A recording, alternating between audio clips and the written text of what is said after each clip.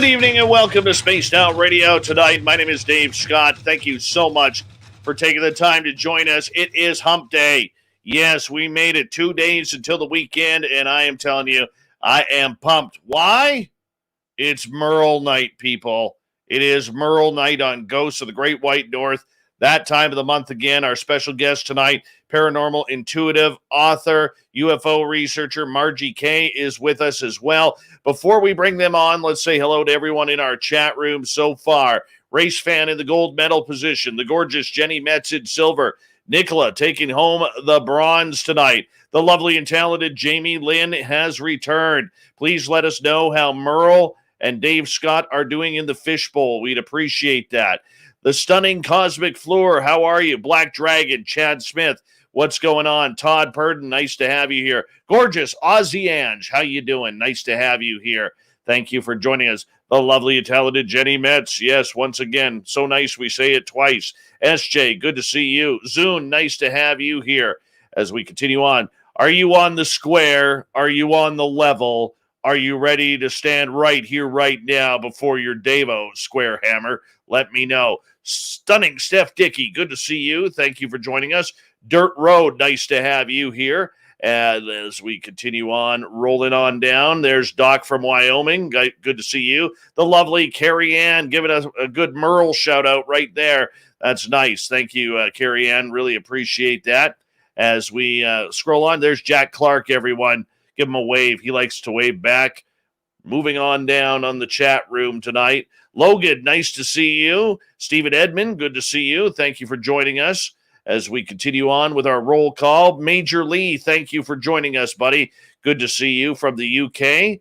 As we continue on down here, Howard S., nice to have you here. Sweet Donna C., Mama Susan, nice to see you. John Poe is here, everyone. He'll be signing autographs after the show. Line up to the left of the studio for John, to the left of the studio. Gorgeous Science Melinda in Australia.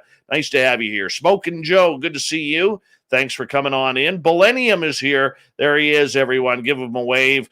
Bob Berkins, Grand Paul Holland, nice to have you here. Spooky Morales is here. He'll be signing autographs after the show as well. Line up to the right of the studio. To the right. Fapster, what's going on, brother? How you doing, man? Good to see you. Peppa H, nice to have you here. Double Tim, always a pleasure to see you, my friend. As we continue on, Thurston Howell III, say hi to Lovey for us if you don't mind. Fidgety Aura, nice to see you. Luscious Jules with a Merle right there. Nice to have you here. And, of course, Merle's in the chat room. Nice to see you, Merle. Thanks for joining us. Let's see. Scrolling on down. Richard Elmore, Vinman with a big Merle there, too, as well. All right, we're having fun tonight already. Gorgeous Helena, good to see you. And she posts a Merle as well. And $5,900 Grandmaster. Thank you for joining us. We really appreciate it. Scrolling on down, there's gorgeous Jenny White Bear. There she is. Hi, Jenny. Nice to see you. Donnie C., what's happening? Travis DeLuca, good to see you. And there's Kevin. He's curtsying for us right there. So thank you, Kevin. John Swan, nice to have you here, my friend. Let me just hit start on the play button right there because we want the radio side to be able to hear us. And we continue on down, scrolling.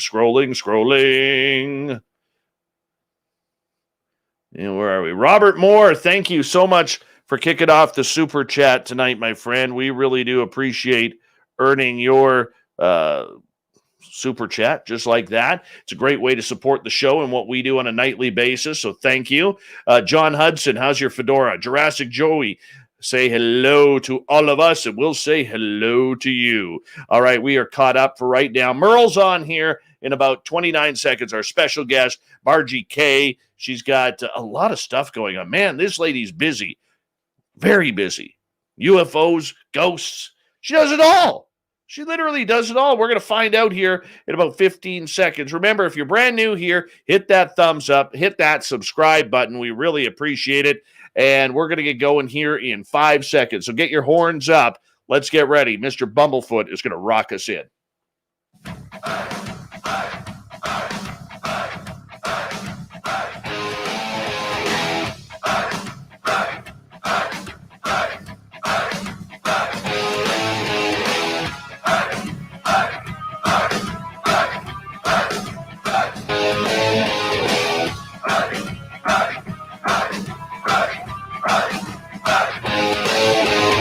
From the mountains of central British Columbia to you listening around the world, this, my friends, is Spaced Out Radio. I am your host, Dave Scott, sitting in the captain's chair of SOR headquarters. We welcome you to tonight's show on our terrestrial affiliates around North America, digitally on TalkStream Live, Revolution Radio, and KPNL. All of our archives are free by going to youtube.com/Spaced Out Radio. Do old Davey the favor, hit that subscribe button. You can follow us on Twitter at Spaced Out Radio and on Instagram, Spaced Out Radio Show. Our website is spacedoutradio.com, where we have a plethora of features for you, including rocking out to Bumblefoot and reading up on Captain Shirk's SOR Newswire. Tonight's show is brought to you by Chive Charities. Help make the world 10% happier by visiting Chive Charities today. You can find them on our website. Of course, it is that time of the month once again where from Vancouver, British Columbia, we are joined by Merle of the Paranormal Road Trippers, where we are in to Ghosts of the Great White North. We are kicking it off right now, and we got a very special guest tonight, Margie Kay. MargieKay.com is her website. Now, this lady is a licensed private investigator, paranormal and UFO investigator, remote viewer, and author. She does intuitive medical diagnosis and is able to see inflammation, infection, disease, missing organs from surgery, broken bones, implants, and much more. She uses her natural remote viewing abilities to assist law enforcement, private investigators, and private individuals, and why not ghosts as well?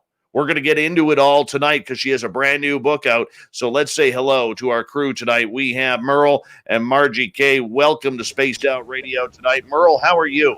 I'm great, Dave. How are you doing? Happy to be here, as usual. Always good to see your excitement coming into the crowd. Margie, thank you so much for joining us. It's really a pleasure to get to know you tonight. Well, you as well. Thank you for having me.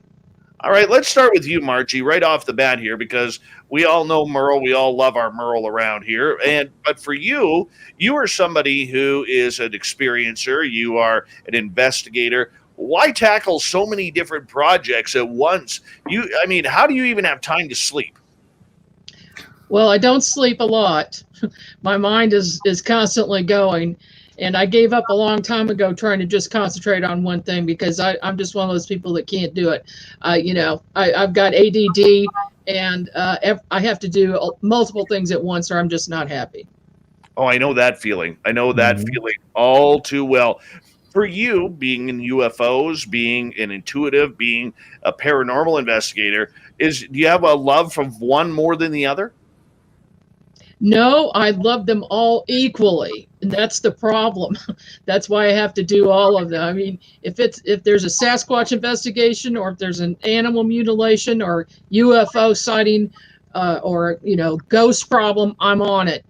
And I enjoy doing all of it, but I also believe that anybody who is an investigator of any type really needs to be well versed in all of these things because a lot of times there's crossover. And, an inexperienced person or a person who only has experience in one of these fields will often miss things. And so I enjoy learning about it and teaching about it and doing it. For you, going back way in time, do you remember your first experience? Oh, yes, most definitely. My first paranormal experience was when I was 11 years old. And my sister and I had gone to bed. It was dark in the room. She was in her bed across the room from mine. And I looked at the foot of my bed. I saw this white thing, and it just formed it from this like fog into a really solid looking face, but it was transparent. It was a head, just this disembodied head floating at the foot of my bed about 6 feet off the ground. And I just looked at it and I had no idea. I knew it was a man's face, but I didn't recognize it. And I said to my sister, I said, "Do you see that at the foot of my bed?" Well, she started screaming. And then my brother and my father came running up the steps, turned on the light, and the head disappeared because they turned the light on. I figured out later, what happened, that it wasn't dark. And my father asked me what it looked like. So I tried to describe this, and he ran and got a photo album and opened it up. And he says, was it any of these people? And lo and behold, it was his father, my grandfather, who died before I was born.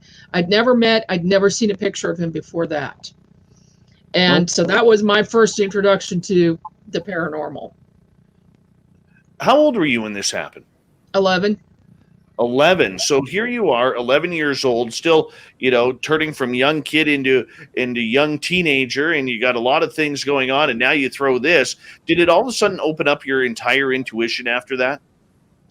Well, my intuition was open before that. I knew that I was psychic before I was age 3. And my whole family knew something was up, because I was predicting things and knowing things I couldn't know and seeing things that other people didn't see.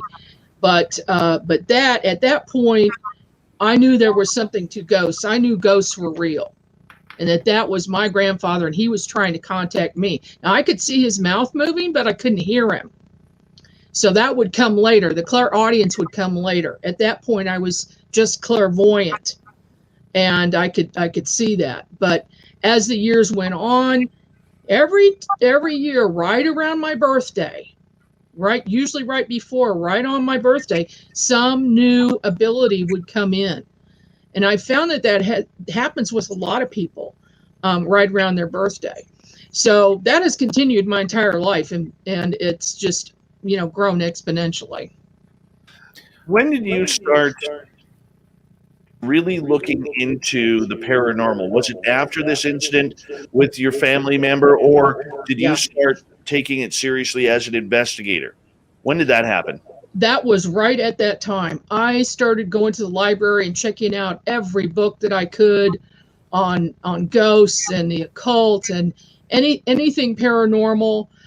My mother bought me a book on Edgar Cayce so that I could understand what was going on with me, and that was the first book I read about psychics, and the first time I realized that there were other people like me, because nobody else around me had my abilities.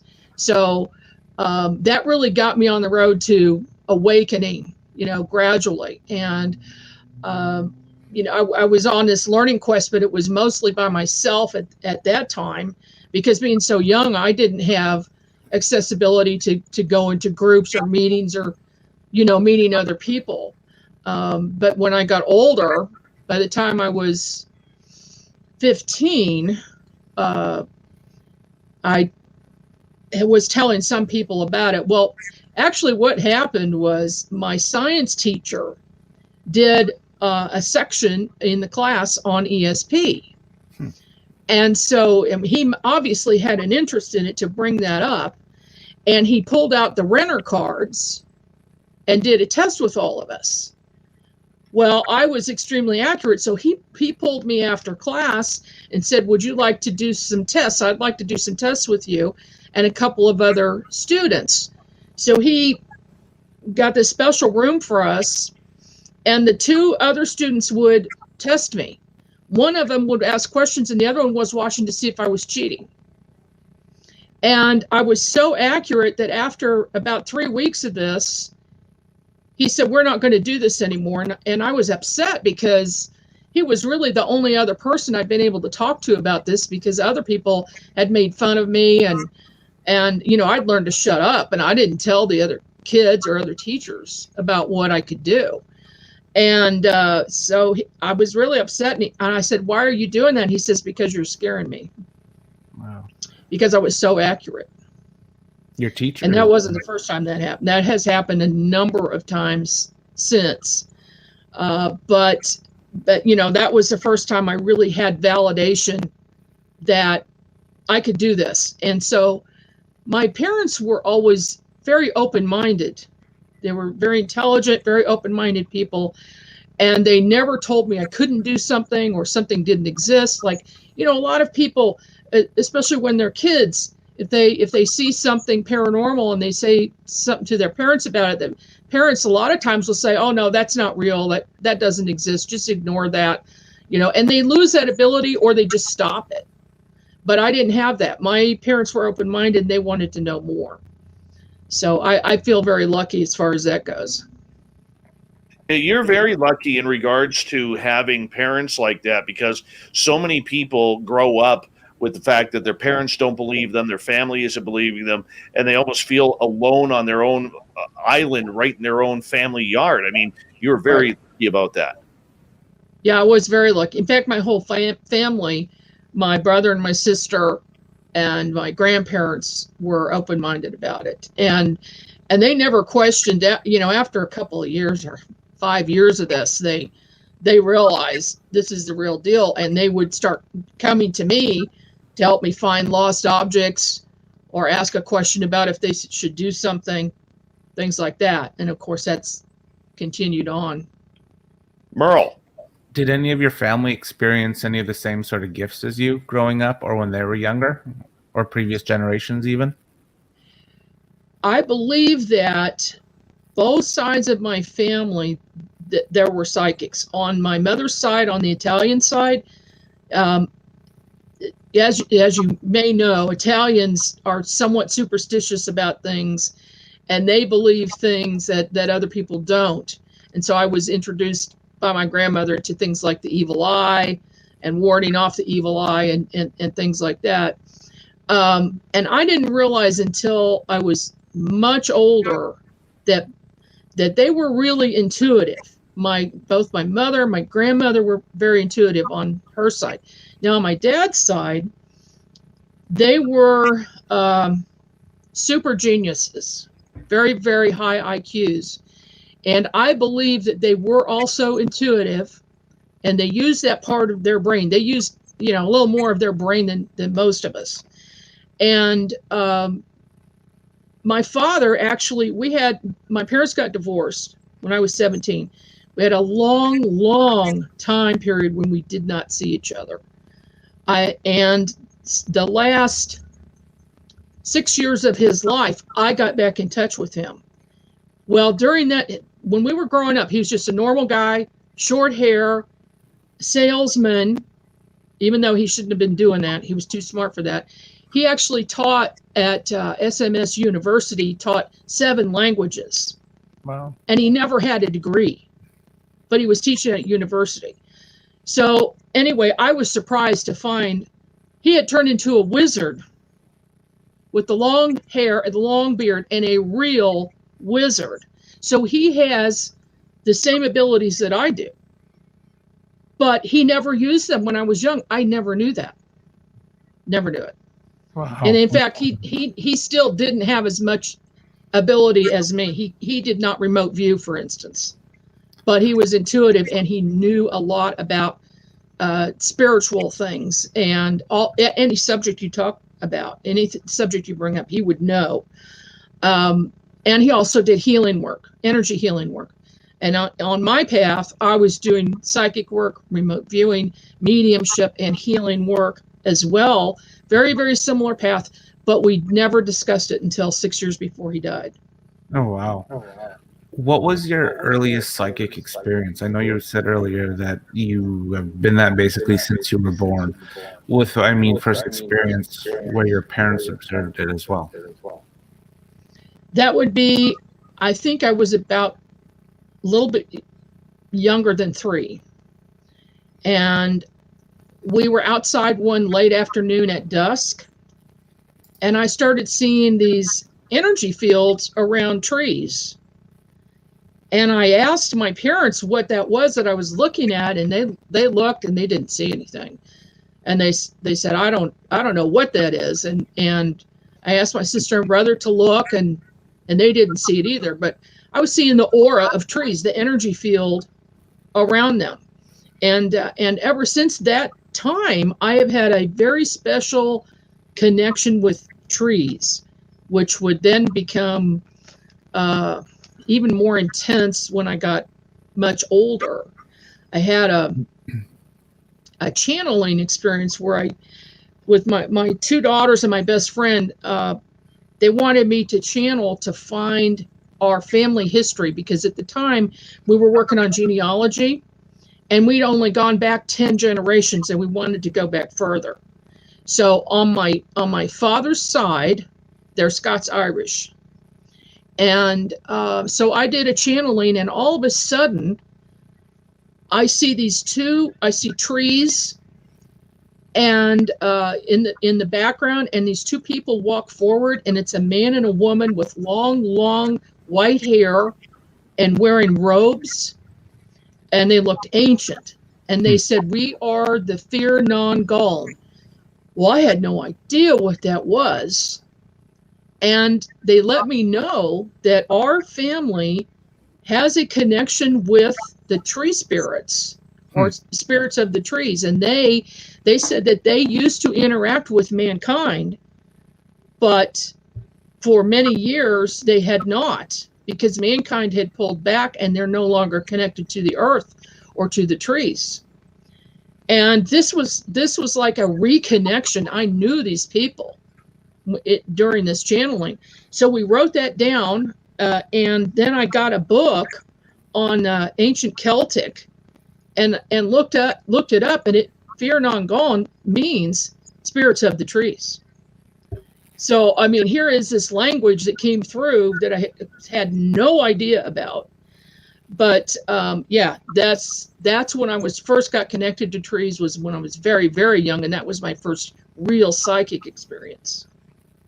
Knowing what you know about your dad in the later years and when you were a child, do you think he had that same gift back then from when you were little, and he just didn't say anything and let it play out with you, so you evolved? He may have had it, but I don't even think he was aware of it, or he paid attention to it. Right. I don't think he paid attention to it until my parents were divorced and he had time alone to reflect on things, and he just gradually went down this path that he was supposed to go down. Obviously. His name was The Wiz. He was very, very well known in Montana. He lived in Livingston, Montana, and the reason he went there is because Edgar Cayce said that was one of the places people should go. So, I'm more the UFO guy. Do you recall your first UFO? Yes, I do. I had been interested in UFOs, so I had experiences at a very young age, but I didn't know it. Okay. So the first time this was in my face was I was 17 years old, and we were driving. My mother took us on a trip to Mexico. We were driving through Oklahoma, and my brother says, "What is that thing over there?" And we all looked. I was driving, and we all looked out, and here is this silver object, large object with no wings and no tail, pacing us for a long time, not that far away. I mean, I would guess now maybe about 2,500 feet to 3,000 feet up, and maybe 3 football fields away. So it was pretty close. It was pretty big, and it stayed with us for some time, and then it disappeared. It just wasn't there anymore. So looking back on it, I mean, that was an in-your-face UFO, and that's when I realized, yeah, there are UFOs. And so then I got really interested on that track. That's what set me off there. Now, be honest, do you have some aliens too? You got aliens? You mean, do I have them visit me? Yes. And talk to them? Oh, yes. Oh, hell yes. Knew it. Oh, yeah. Knew it. Yeah, all the time. And now I contact them and they come in. Oh, really? Oh, yeah. How do you do that? Telepathy. Telepathic contact. It always is. If you send a message out, somebody is going to pick it up. I agree with you. I used to be able to. I had that shut down. What? Yeah. You had it shut down on purpose? No. I, at the time, was working with my guru, Pascal. He then moved away, and we were working with another couple, and she put a curse on me. And, she did. And everything ended. Can you reverse that curse, Dave? It has been removed. The curse has been removed. Okay. I have seen some UFOs. I have been taken since then, but to actually like call them in the way I used to be able to, can't do it. Yes, you can. I have a block there that I have to try and get rid of, and I'll help you. I'll help you with that. that would be kind of cool because it got to a point where it was getting kind of cool that I would call friends over to my house and say, hey, it's a nice spring night. Let's have a beer, sit on my patio, and watch some UFOs fly over. And then all of a sudden there's black triangles or white orbs or whatever it was. It was fantastic. I really enjoyed that. They know your intent. You're sending that message out. You're sending that intention out, and they're like, okay, we'll show up. You know, they're around all the time anyway, but they'll make themselves known if you ask for it. Right. I want to ask you, because this is a paranormal show. I could talk UFOs with you literally all night long, but Merle will kick my ass if I do that. So, so I want to ask you, what do you think the biggest difference is between searching for ghosts and searching for UFOs? Well, you know, those two things are very similar. And in fact, we use a lot of the same equipment to do both. So my paranormal bag is also my UFO bag.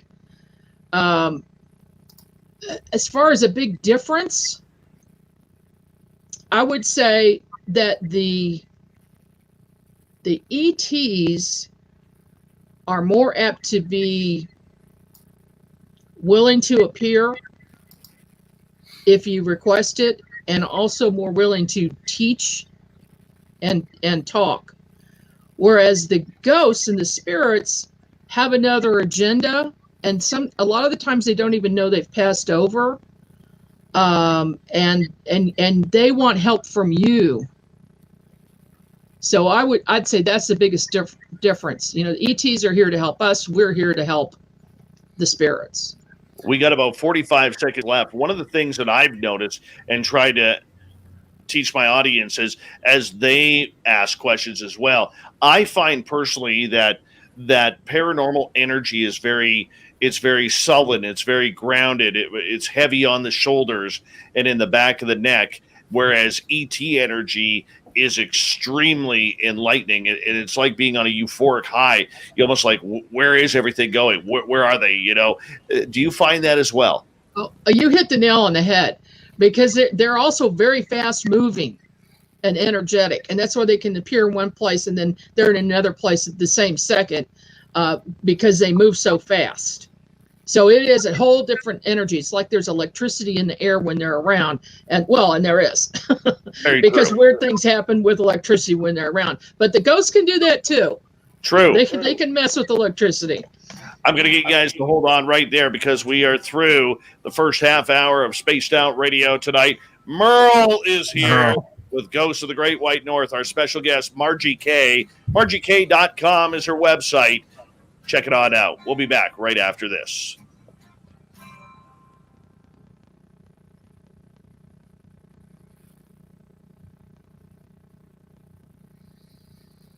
All right, we're clear. Margie, can I get you to turn your microphone down just a little bit?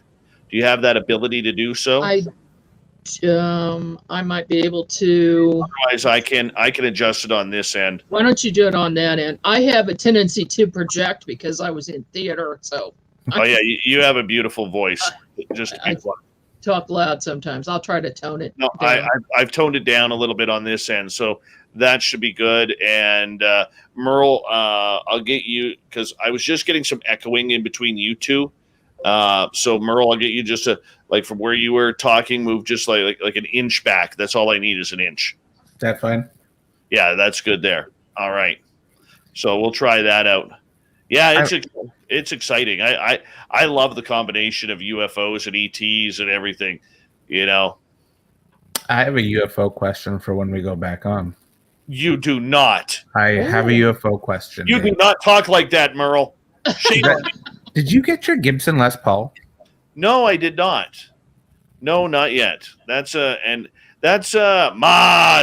Oh, okay. Yeah. Okay. Yeah.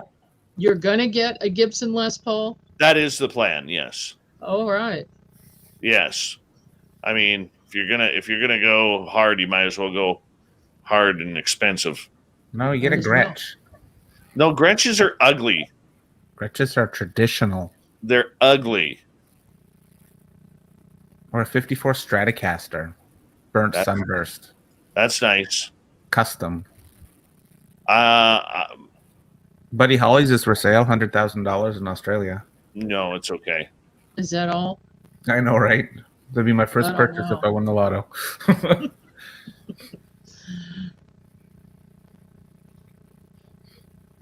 There's a low hum vibration, Dave.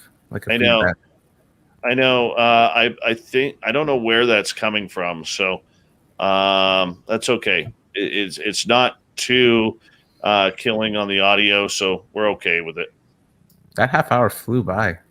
Totally.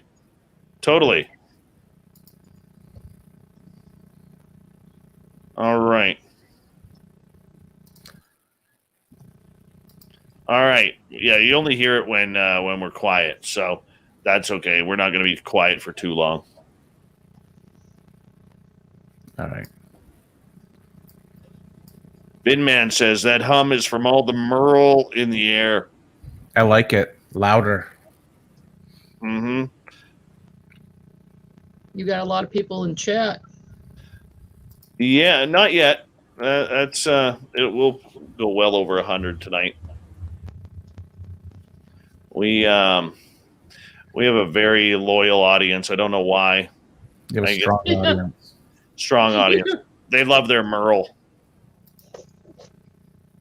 I can see that. Mm-hmm. Yeah, the highest amount we've had was Lou Elizondo. We had 405. Oh, yeah. That chat room, I couldn't even keep up. I could not even keep up. Commonwealth Andrew, I have seen your Les Paul and SG. It is very beautiful. They're very beautiful. I'm very jealous.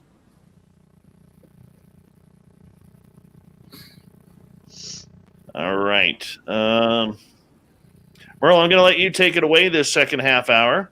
Hey, I got my one UFO question of the year. All for Margie. All right. Of the year. Wow. Of the year. I'm honored. Yep. Are you still part of MUFON too? Oh, yeah. I'm the assistant state director for Missouri.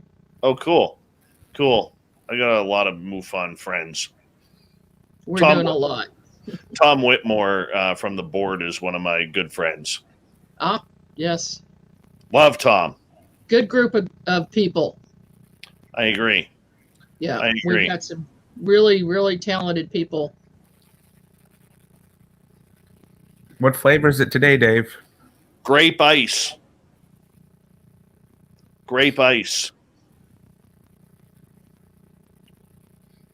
Merle, you should have seen my boy last night playing Rock You Like a Hurricane with a distortion pedal. That's awesome. Yeah, now he's hitting me up. Daddy, can I get a distortion pedal, please? Yeah, we can do it. Oh, absolutely. Absolutely. How old is your boy? He's 8. Oh my goodness. Yeah, he's literally been a metalhead since he was like 3. So whoa. Yeah. It's a little pretty influence from Dad there? Not much, to be honest. He just likes it. He just really, really likes it. Hold on, guys. Here we go.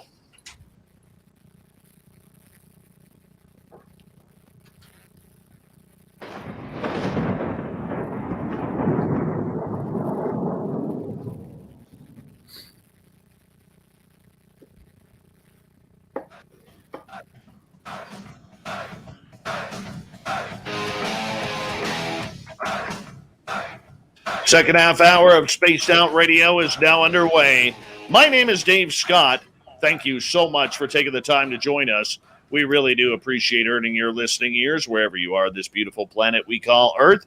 Hello to everyone who is taking in our archives for free at youtube.com/Spaced Out Radio. Do me the favor, hit that subscribe button, and our website, new look website, spacedoutradio.com, where we have a plethora of features for you, including rocking out to Bumblefoot and reading up on Captain Shirk's SOR Newswire. Follow us on Twitter at Spaced Out Radio and on Instagram, Spaced Out Radio Show. We continue on tonight with Merle from the Paranormal Road Trippers, and it's Ghosts of the Great White North. Tonight, we are down in Missouri visiting with the awesome Margie Kay, who is a member of MUFON as a UFO researcher, as well as a ghost hunter and intuitive. She does it all, and I bet you she even makes a great souffle as well.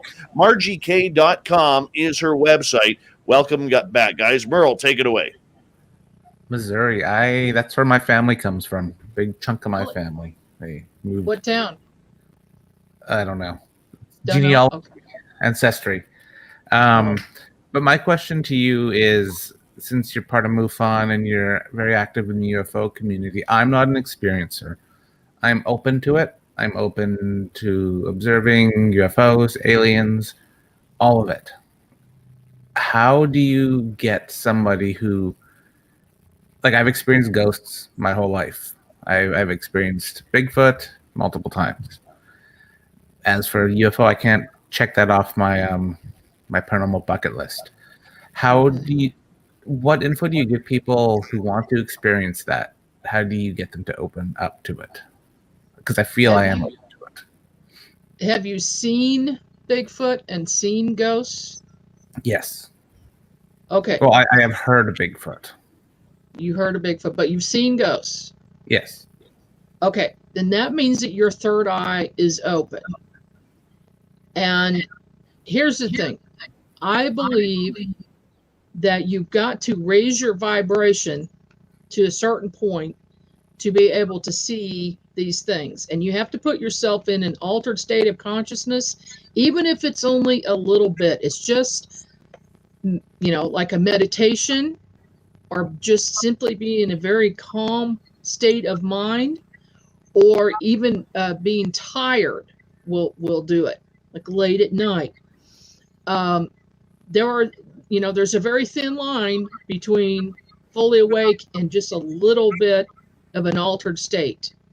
And that's where you want to be with UFOs, the same as with ghosts, with spirits, and with Sasquatch. I believe Sasquatch is fifth dimensional, and it can slip into our dimension, but it can also they can also appear. I've seen Sasquatch. I am in telepathic communication with a Sasquatch clan, and they've also actually physically appeared to me in person in my backyard, and they can come and go. But it's just like that. So you're there.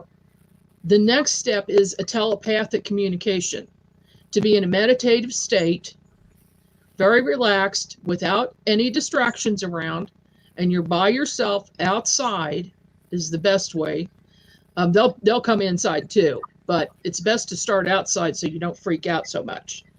And ask for them to show themselves. I send a message out that I would like any benevolent non-human beings to show themselves from a distance.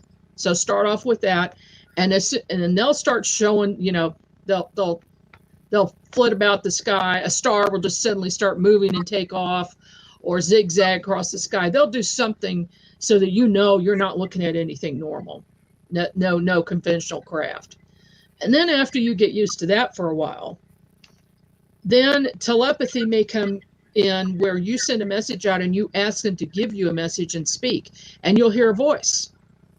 And that's them communicating with you. It'll be in English, okay, because that's how telepathy works. It's in whatever your language is. And then the third step is in person, up close. Ask for the ETs to actually appear to you, and they will. And how I first started, when I had my first in-person contact that I knew for sure. Well, I had some earlier, but this was the biggest deal to me. My feet were killing me for like 2 weeks, and the doctors couldn't figure it out. I went to a podiatrist; she couldn't figure it out, and it got to the point where I couldn't walk anymore, and I was crawling on my knees to get around. And I said, "This is ridiculous. I heard this worked, so I'm gonna try it." I sent a telepathic message out. I meditated, laid down in bed, meditated. I said, are any benevolent beings out there, I don't care if they're human or not, would you please come work on my feet? And then I fell asleep. The next thing I know, I feel this very, very big, terrible pinch in my calf. It was like a needle going down to the bone. It was so bad. And it woke me up. And when I opened my eyes and looked down at the foot of the bed, there's two little gray beings standing there. They didn't have the extraordinarily big heads and big eyes, but they were a little bigger than normal. And one of them had his hands out at my feet. The other one was just standing there. And I could feel the presence of a third one, to my right, but I didn't see him. And I freaked, here is this non-human entity in my house, in my bedroom. And, I screamed and I threw the covers over my head as if that's going to help, But that's a normal human reaction. That was my reaction to it. And then I pulled the covers down and looked, there was nothing there, but I could still feel their presence. So I realized later, and then this happened several more times with different types of extraterrestrials and interdimensional beings, and now multiple ones. And I have a relationship with some of them. But what I realized is it was my vibratory rate that determined whether I could see them or not. So see, I had been meditating. I was in a sleep state, woke up from the sleep state. I was still in that state of mind. I could see them. And then my fear jumped me right out of that, right down into a lower vibration. So I'm not saying that won't happen the first time it happens to you, because it happened to me 3 more times with different beings until I finally calmed down to the point now where if one shows up right now, like I sense one right now in this room, I'm not going to freak out. It's a normal thing. So that's kind of the process that you have to go through, but it'll work. The whole key is meditation. I teach a class, a remote viewing course that trains people how to raise their vibration and learn how to meditate effectively. But that's, get online, try different meditation techniques, because that is a whole key to getting your mind, getting to that state of consciousness. How do you know what species you're going to get? Like, say, when you do all of this and you make contact with one, how do you know it's not? Because I've heard that there's the different species or races. How do you know you're not getting one of the bad guys? Well, you send the message out, you want only a benevolent beings of the light. Okay. And if you also, before I meditate or send a message out like that, I'm going to put white light around me for protection, just like you would before you go on a paranormal investigation. Okay. People use different forms of protection, whatever you want to do, carry a white crystal with you, clear crystal, quartz crystal, things like that, for protection.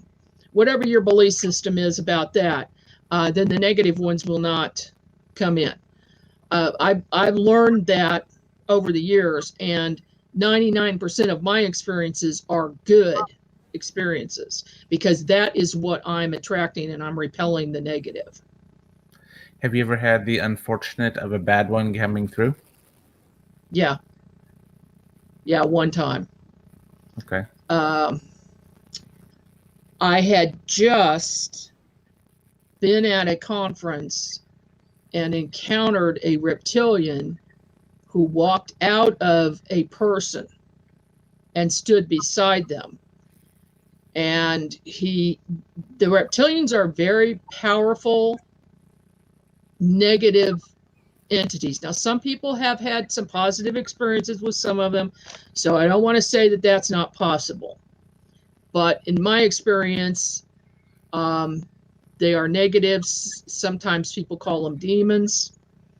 They've got claws. They look ugly. They look scary. But he walked out of this person and then walked back in and told me there was nothing I could do. He was possessing that person. Okay. 2 weeks later, it's standing in my bedroom. And that was very unnerving to me. And I got rid of it, but it wasn't easy. How do you get rid of them? Is it similar to the paranormal investigating? Well, it's similar in that you would use the same techniques. You would use white light, call in a column of white light down through your crown chakra, and put that all around you. Push positive energy out. They don't like that. You turn lights on in the rooms. They don't like light. They don't like clear quartz crystals. I have them all over my house. So I did all of those things. And then if I get in a really sticky situation, then I can call on Valiant Thor. And he will come in and take care of the problem. Valiant Thor. Yes. Is he still around Earth? Oh, yes. He's been here for a long time. He was not just here from 57 to 61 at the Pentagon. He has been assigned to this planet for a long, long time. I met him in 1985 when he appeared to me, and he did a very strange thing. Well, he's actually been in my life since I was a baby, but I didn't know it. I got to tell you this story. Please do. I was seeing a massage therapist in Seattle. I lived in Seattle for 13 months. I went to the massage therapist and I took my brother and my 2 kids with me because we were going to go to the fish market afterwards. And so we're getting ready to leave, putting our coats on. All of a sudden, the massage therapist says, "Would you like to try a light experiment?" Only it wasn't in his voice. It was another man's voice. And I knew instantly something was up, that it was something spiritual in nature. So I said, "Yeah, I'll try a light experiment." And he had this big street lights on this little side table, a red and a green light.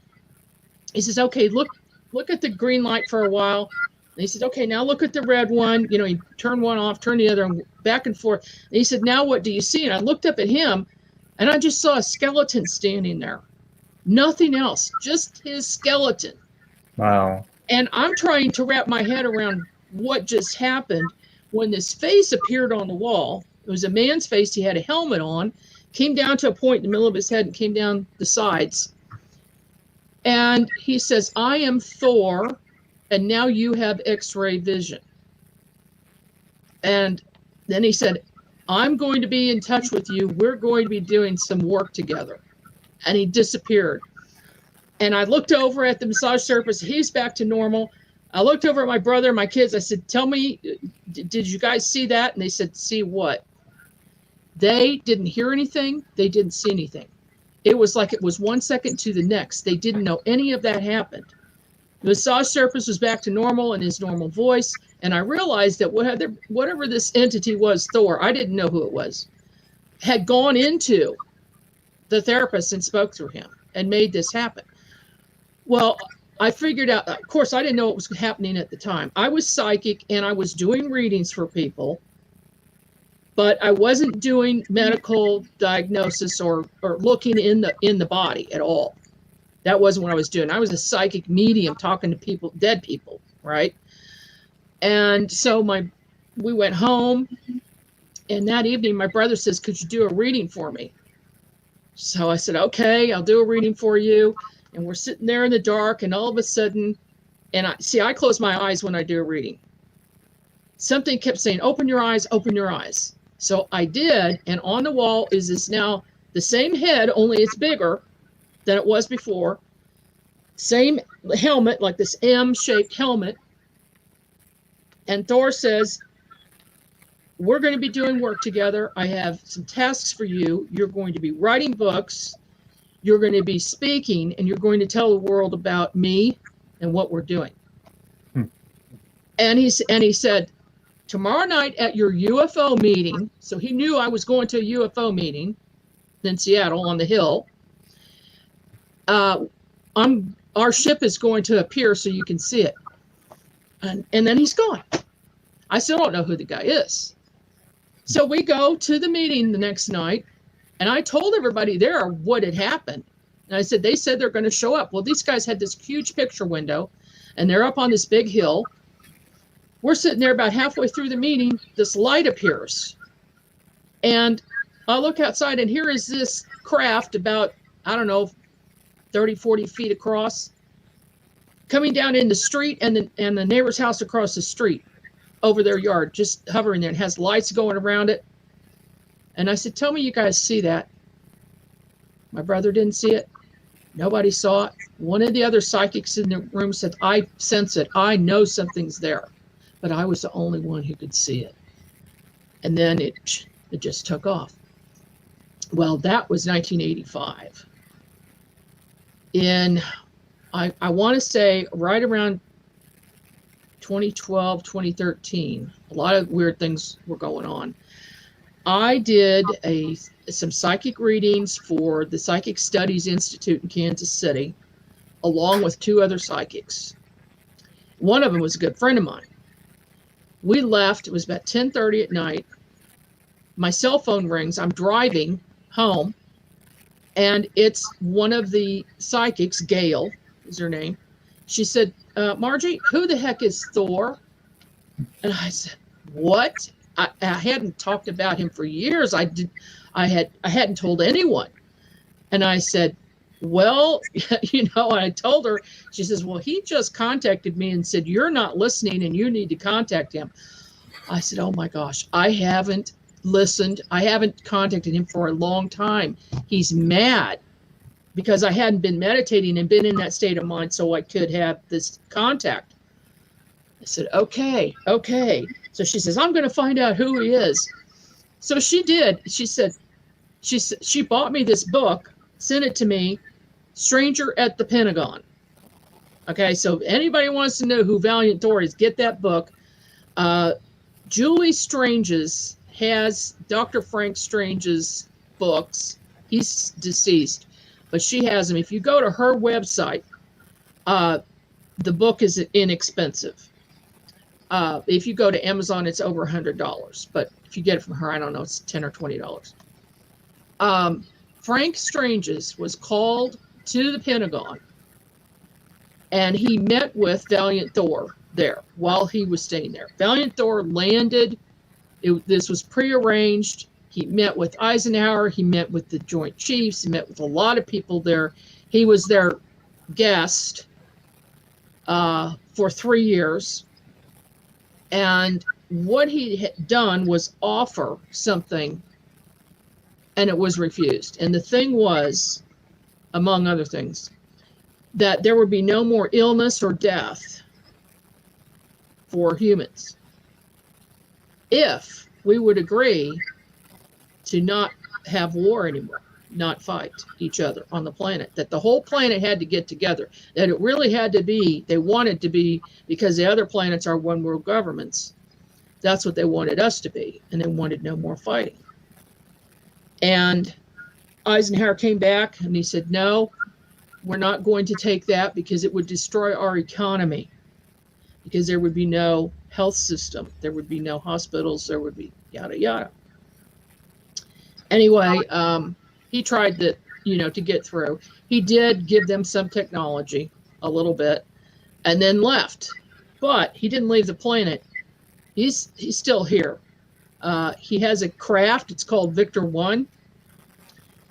And it's at Lake Mead. Well, he and I have developed a relationship. He has appeared to me physically transparent, but not solid. But he's appeared transparent. He saved my life at least 3 times. One time in particular, I had pneumonia and I knew I was dying. And I asked for his help. And every time, I don't bother him because he's busy. Unless it's a dire situation, then I will ask for his help. He helped me in the case of the reptilian and got rid of him. And he helped me. And this particular time, he appeared as a ball of gold light, though. But I knew it was him. I could feel his energy. And the ball of light went into my chest. The next morning, I woke up, and I wasn't sick anymore. It was just gone. There was absolutely no trace of pneumonia or bronchitis or anything. And so he has some special things for me to do. That's why he's in contact with me. He's told me he has, what he did 1985 was waking up a seed. It was activating a seed. In other words, activating a new ability. It was in there, it wasn't activated. And, it's complicated how these things happen, but they choose certain people to raise their vibrations and raise their awareness level so that they can help other people raise the consciousness of the planet. So we're assigned to, 10,000 or 100,000 people to help raise consciousness. So that's why I do radio shows. That's why I write books. That's why I do NX News Magazine. All of these things is because of that agenda. And as long as I stay on that path, he helps me. If I want to do something else, he's not there. But that's how it works. I mean, that's basically it. Do you find that Valiant Thor is just sitting here in hiding for reason? Or do you think that he is still in physical form helping out the United States government or other governments of the world? He is currently helping many people, but he works with individuals rather than governments. He said they can't be trusted. So he no longer, they know of his existence. They know he's there. And I'm sure he's in contact with some of them, but it's on an individual basis. So he goes around and he's like, overseer over a lot of different people that he's been in contact with. And one of the things he wants me to do, and I'm starting it in January. Well, I've already started it, but I'm going to, stop everything else in January and do this. I'm writing a book called Thor, and it's just about him. My contact with him, other people's contact with him, and other people are reaching out to me. He told me he would send them to me, and he did. He put me in touch with Craig Campobasso, a Hollywood film producer and now writer. And, he just wrote a brand new book about the different extraterrestrial species. He's been in contact with Thor for many, many years, and he lived right next door to Dr. Frank Strange's. And so, we are connected in that way.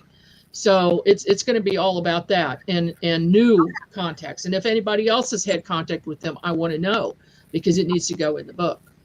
All right. I'm going to get you guys to hold on right there, because we are going to go to break here at the top of the hour. Ghosts of the Great White North. We got Merle here from the Paranormal Road Trippers.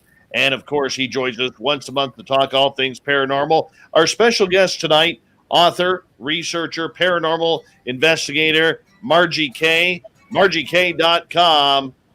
Yeah, we're going to get into some ghosts. She's got a brand new book out as well. We're going to talk about that and more on Spaced Out Radio right after this.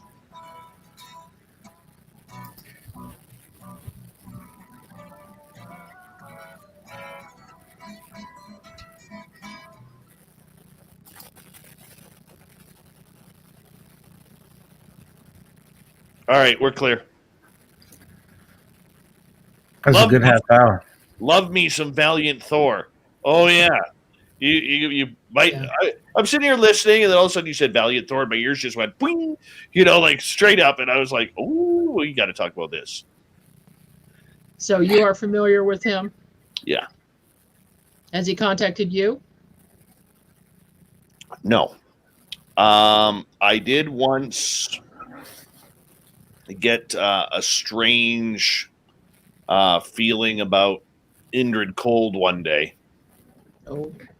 Yeah, that happened a couple of years ago. That didn't surprise me, because it came in between conversations with Alan Greenfield. And yeah, so that was kind of cool. Who's that person, Dave? Indrid Cold is... We don't know. There's so many rumors. Indrid Cold is said to be an alien, is said to be a human in alien form, an alien in human form, and is said to be either not good, not bad. I mean, it all depends on who you're listening to, but very connected. Very, very connected and can make anything happen. Related to Mothman, too. Mm-hmm. Did you get the book? No. Oh, I blame the Canadian mail system. Canada Post is brutal, man. You'll get it late. You'll get it late. Of course we will. Of course we will. By the way, to our audience. Yeah, no problem.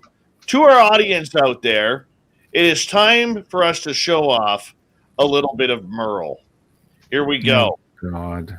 Here we go. If you need yourself a Merle shirt, all you got to do is go to spacedoutradio.com and check out the Merle shirts. Now, Merle has a bunch of swag here.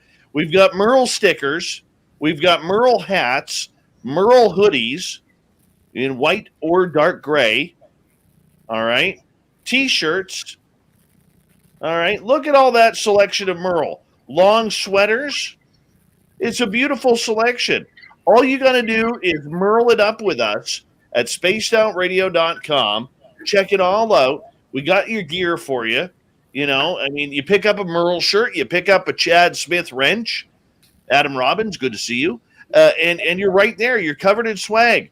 Look at this, Merle. I mean, could you imagine what people are going to say when you are literally driving down the street and you got a Merle bumper sticker on your car or on the back of your window? It's pretty impressive. It is impressive indeed, Merle. Impressive indeed. I do not know if there is any tank tops, gorgeous Kira, but you can cut the sleeves off and you get your own tank top right there. That's all you got to do. So go to spacedoutradio.com, click on shop, get your Merle swag. We got other great swag. You can get some aliens there too if you look. You know, little You Got Aliens. You got the Woo Train right there. El Ovni Volador. You never go wrong with Mr. Volador. The Woo Factor. All right. Area 51 gas station. All right. We Own the Night with Carl. If you want to go traditional, we have our logos, Spaced Out Radio. Little bit of everything there, people. Little bit of everything. But yeah, check out that Merle selection right there. Merle. Any color you want. Go to spacedoutradio.com. Check it out today. You got to be happy about that, Merle. Merle swag. Mm-hmm. Everyone buy it now. I like your T-shirts. Thank you. Thank you. We're proud of them. What is Julie Strange's website? I have to look it up. Let me see if I can find it. It's been years. I hope she's still alive. I know there's a couple of Julie Strange's on Google here.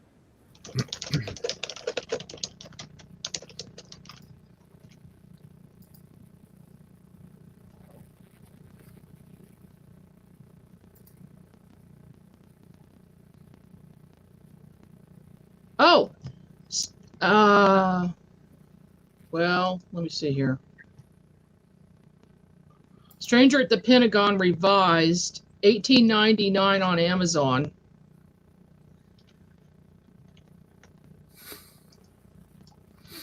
And let me keep. You can also get it on Craig Campobasso's site. Yeah. He has a short movie on YouTube. He did. Yeah, I know Craig. Do you? Yeah. Nice guy. I really like him. Nice guy. Yeah, I don't see Julie Strange's site. Maybe she's not around, but yeah, I'll talk to Craig about it. I haven't had him on in a while, so we're pretty much due for Craig. Oh yeah, you've got to talk about his new book. But he's got the short film Stranger at the Pentagon, and he sells those books on his site too. Yeah. Yes, Merle. I have another UFO question, top of the hour. You do not. I sure do. Shame on you. Did you see I asked 3 in 1/2 an hour? I think there was 4. That could be a record for you. That's 4. That's in my 6 years of doing this with you. I haven't even asked for UFO questions. You haven't asked 4 questions since we've been doing this show for a couple of years. That's beautiful. Vanner Smith, good to see you. Big thank you to Pascal and Robert for the super chats tonight. It's a great way to support what we do on this show on a nightly basis. And a big thank you to all the veterans out there tuning us in. We love you. And here we go with hour number 2.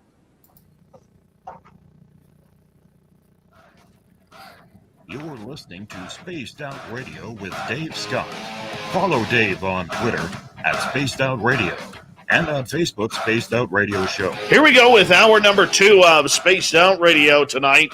My name is Dave Scott. Thank you so much for taking the time to join us. We really do appreciate earning your listening ears wherever you are on this beautiful planet we call Earth. And we want to remind you that you can check us out on our terrestrial affiliates around North America, digitally on TalkStream Live, Revolution Radio, and KPNL. All of our archives are free by going to youtube.com/Spaced Out Radio. Do me the favor, hit that subscribe button. The Desert Clam has set the password for tonight in the SOR Space Travelers Club. Vast Station. Vast Station is your password. Use it wisely, space travelers, as the Clam sets the password each and every night right here on Spaced Out Radio. Our website is spacedoutradio.com, where we have a plethora of features for you, including rocking out to Bumblefoot and reading up on Captain Shirk's SOR Newswire. Follow us on Twitter at Spaced Out Radio and on Instagram, Spaced Out Radio Show. We continue on tonight with Ghosts of the Great White North. We got Merle with us from the Paranormal Road Trippers, and we're having a blast tonight with Margie Kay. She's a member of MUFON in the state of Missouri. She is also a paranormal investigator. She's intuitive, and we could talk hours with her. We really, really could. And she got fantastic hair, too. And that's another thing that really I'm enjoying about tonight. But you'll have to check out the YouTube side or the Twitch side to see that for yourselves. And Merle, welcome back. You want to ask another UFO question? I do. Then I think I'm capped out of your UFO questions. You clearly have had a lot of experiences and all that. Have you ever been taken? Have you been on the ship? Yes? Yes. Do tell. Well, I think the most significant time was in early 2013. My husband was out of town, and all these weird things happen when he's out of town, or at least in another part of the house. I was lying in bed. I had just put my head down on the pillow, and I looked up at the ceiling, and this dark area on the ceiling was swirling around. It was like this hole opened up, and a hand came down. It was not a human hand, and there was an ET behind it. And what do? I get up and I take the hand and go up into this portal of some type. And the next thing I know, I'm on a ship, and the interior is a silver color. There's a desk, and he has me sit at a desk, and there's a screen, and I wasn't afraid at all. This was just like something that was normal, and I felt like I knew this ET. He was very tall and had thin arms, thin body. He was over 6 feet tall, though. Anyway, he had me look at this screen that just looked like a computer screen, flat screen, and I'm watching the Earth. I see from afar, and I see this asteroid come in and hit the Earth in Russia. And then this huge, gigantic explosion, and this debris and dirt and dust and just clouds and fire go over like 3/4 of the Earth. And I knew that this was an extinction level event, that the planet couldn't survive that. He gave me no explanation as to why he was showing me this. The next thing I know, it's morning. I'm lying in my bed and it's morning, and I woke up and I remembered it completely. And I told several people about it, told my family, told my good friends about this vision, and I wrote it down and I put it in my blog because it was something that, I'd never seen anything like that before, and it was very significant 2 months later, that asteroid hit in Russia. Wow. And there were people who had, in Russia, they all have dash cams. So there's video, and it's up now on YouTube. You can see the video of the asteroid coming in, but at some point, this other object appears, and it looks like a missile, and it goes to it, and the thing blows up in the atmosphere before it hits the Earth. And just a little small fragment. I mean, there was a big explosion. There were, people injured and buildings destroyed. But I believe that what I had been shown was a vision of what could be happening, or they knew that was going to happen, and that they had some means of taking that out, because either that or we had something that took it out that nobody's talking about. One of those two things happened. But why I was shown it ahead of time, I have no clue, because of course there wouldn't be anything I could do about it. Maybe they were just telling me that we know about future events, or we know that things like this are possible, and we are here to help the planet to keep, something that catastrophic from happening. Do you feel they walk among us? Oh yeah, I know they do. Yeah. I've seen them. I can always tell a non-human being when I'm around them, and they're also hybrids. And there are some hybrids who know they are, and some who don't. But at some point, and this is what Valiant Thor told me, they will be told at some point who they are and what they are. But they are a combination of ET DNA and human DNA. I've seen non-human beings that have no aura. And that is impossible to me, because all living things have an aura. But some of these beings, this was like in the late 90s. I went to this conference in Arkansas. It's called the Ozark UFO Conference. It's huge. It's been going on for over 30 years. Well, I was down there with my girlfriend and her brother, and I went out into the hallway, and I see this man who's over 7 feet tall. Kind of caught my eye, and I looked over, and I saw no aura around him. Well, he was looking away from me at an angle, talking to this group of people, when all of a sudden he turns right around and looks me right in the eye, and he knew that I could tell what he was. So I went into the big meeting room, and I told my girlfriend and her brother, all I said was, I want you guys to go outside in the hall and look at this real tall guy and tell me what you think, and come back. They came back, and she says, something's just off about that guy. I don't know what it is. It's something weird. Well, they came in, we did the conference again, and after that, he was gone. He left, and he did not come back. Well, I think he did that because he knew that I had identified that he was an ET. So, and this happens a lot. I've seen it a number of times at UFO conferences. So they're there for a reason. I did a conference myself in Columbia, Missouri, a few years ago, and 3 ETs showed up in the front, standing right behind the speaker. Well, I saw them, and then I went over to another person, and I said, I need you to just be real calm and quiet, and I want you to look behind the speaker and tell me what you see. And she saw them too. And then a third person saw one of them. So they were there. What they're doing at these conferences, I mean, we're talking about them, right? Are they checking up to see what we know? I don't know, but it's funny. It's almost hilarious that they would do that. Let's get more into the paranormal here as we kind of shift things on here tonight on Ghosts of the Great White North. You've been a paranormal investigator now for a pretty long time. What have you learned about this field in general and for you personally? Oh gosh, a lot of things. Most of it trial and error. Mm-hmm. I'd say the biggest thing is to keep an open mind, because almost anything is possible.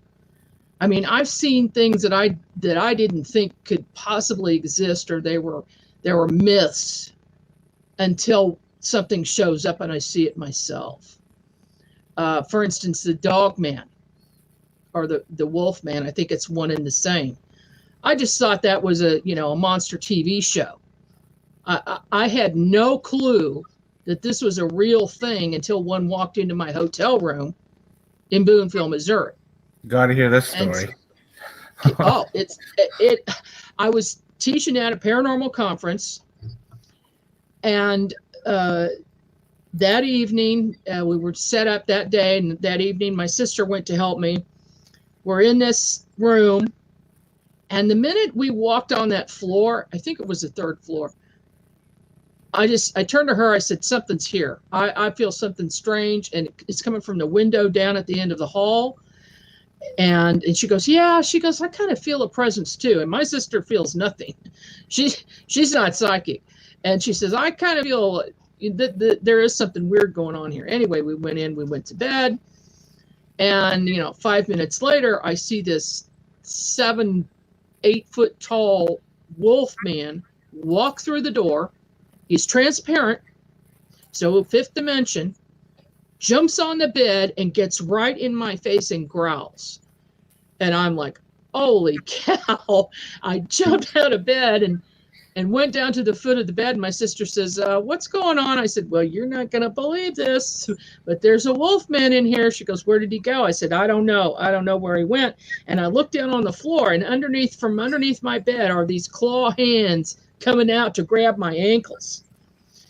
And I backed up against the wall, and I knew right then I needed to call in Valiant Thor. And he came in with a big ship, was there instantly, sent a beam of light down through the whole building and spread it out and pushed this wolf man out away from there. And it was gone. Once again, I don't know why that creature decided to just show up, if for no other reason than to just show me that it was real, because I had just done an investigation about that creature from a woman who had seen it, and she took a picture of it. And in the picture, well, I got to tell you this story. She had the sudden idea a couple years prior to take her little camera and go out and try to get pictures of Sasquatch. Now, she had never done anything like that before. The woman is a trained psychiatrist. And she all of a sudden is thinking, well, I should do this. So sometimes she went alone. Sometimes she brought a friend with her. She would go out, and she actually communicated with the clan of Sasquatch south of Kansas City.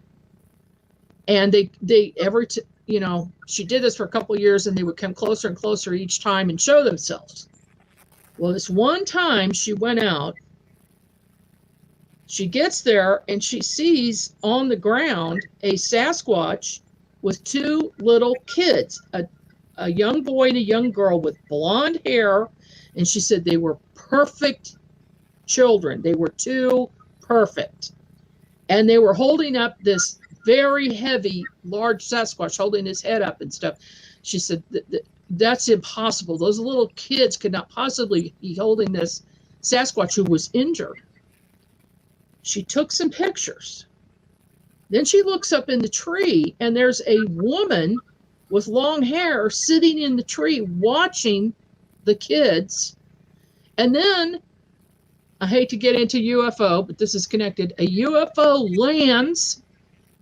A man gets out, an older man gets out and starts walking over to this scene, and she looks over and looks at him right in the eye, and he stops dead in his tracks. He says, you can see me? And she said, yes, I see you. And he walked right over to her and talked to her for a few minutes, and she had the camera in her hands, and he said, look at your pictures. And she went back and reviewed the camera. On the ground is the Sasquatch with the kids, but on the side are two giant Sasquatch holding back a very large wolf man who was coming. He said that thing was coming to attack you, and they saved you from it. And so she didn't see that with the naked eye at the time. She only saw the one on the ground. So here's a woman who has opened her third eye. She's very aware, and she's in contact with this clan. She was able to see these things. Anyway, this event happened to me not long after. So I think that creature is telepathic, it's intelligent, and it knew that I was involved with that case, and he was showing me, yeah, I exist. Wow. That's one of the most bizarre things that's happened to me. You have a brand new book coming out, Gateway to the Dead, a Ghost Hunter's Field Guide. What's the inspiration behind this?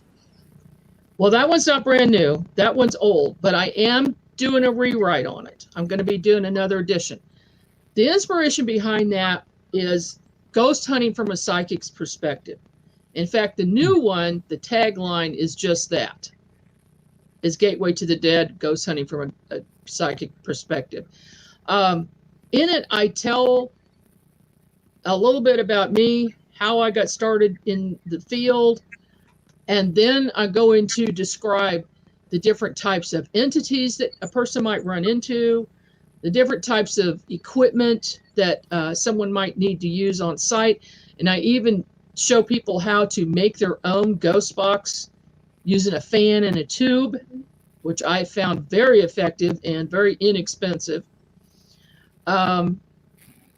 And, you know, I tell people what not to do, how to protect yourself, and even a meditation method to learn to meditate and to put yourself in the right state of mind to do communication. So it's a good book for people who are psychic and who want to use that more in the field, but also for anybody who wants to do ghost hunting. And, you know, that was my intention, is for it to be for a lot of different people who are in the field. And I'll be adding some more to it shortly. Yeah, that is an older book I did. It's still one that's popular. My newest one is Winged Aliens. And that's the one I sent you a copy that you don't have. So, yeah, that's how things go. But that's about, we started having Mothman sightings around Kansas City in 2012. And I got interested in that subject at that time. I didn't pay much attention to it. Of course, I'd heard of Mothman in Point Pleasant, but I certainly didn't think it was in Kansas City. And I mean, one person in particular had something happen, and it just set off the string of events. And now I have over 70 reports from Kansas City. And in the book, there's over, 120, 130 reports, and I'm still getting them every day from this area, from Missouri, even expanding out. I get them now from all over the country. I get reports. And I did a Google map, Google My Maps about Mothman. There's a link on my website, and all of the winged creature sightings, everything from fairies to what some people are calling mimics. You know, they're like larger fairies that have been seen all around, and some even as tiny as an inch, only an inch tall. Some type of a tiny human with wings, and then of course the larger, the Batman, Bat Squatch, anything that's a winged creature is on that map. So that's an ongoing thing, and when people send me a report, I just add it on. For those who do not know who the Mothman or what the Mothman is, what is it, and have you seen it face to face? I have seen it, and who knows what it is. It's something supernatural. I've seen it appear and be transparent and be solid and then disappear and not fly off. I saw a gigantic something with wings in the trees across from my house one evening, about 100 feet away, 150 feet away. There was this huge body of something sitting in the tree, but the wings spread out like Thunderbird wings, 25, 30 feet in width. I was just amazed. And it was a gray color, so it was lighter than everything else around. It was night. The moon was out, and we've got a street light across the street, so there was some illumination, and that's the only reason I could see that thing.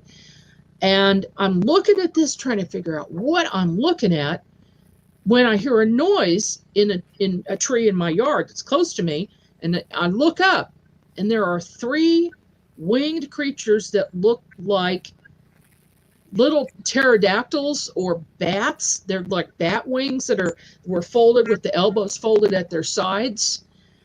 Just 3 of them sitting in the tree. They were about maybe 2 feet tall apiece. And then I realized that I wasn't looking at the big one anymore. So I looked back, it's gone. There was no wing flap, there was no noise, and there, no rustling of the trees, which there had to be if this had been a real live 3-dimensional thing. But it just disappeared. And then I look back and the other 3 are gone. And that's in my book. I've got some drawings in there that I had done. That's bizarre. That's just bizarre. And then recently, I have a good friend of mine. Her name's Jean Walker. She and I do investigations together. And in fact, we do this presentation called 2 Women and a Map. So we do investigations of all types, and then, we do a presentation. So I was on my deck. This is not that long ago. And there's a street light. I see a shadow of only a half of something with a bat wing. Okay, so just half of it, and a bat wing, and the bat wing goes down very slowly, and then the thing is no longer there. So it blacked out the light, and it made a big shadow of this on my deck. So I don't know how big it was. It was just gone, so I didn't see it with my eyes. I just saw the shadow. So I'm telling Jean about this. She said, Margie, she said, at 3:30 this afternoon, I was on 435 highway driving south, and this weird shadow was on the road on the highway in front of me, and it was like a half of a thing with a wing on the right side, and the wing went down. I said, no way did that. A lot of things. This is weird. Jean and I have a lot of things happen at the same time, and neither one of us is aware of it. And it's the same thing. But hers is during the day. Mine was at night. We've had other things happen synchronistically.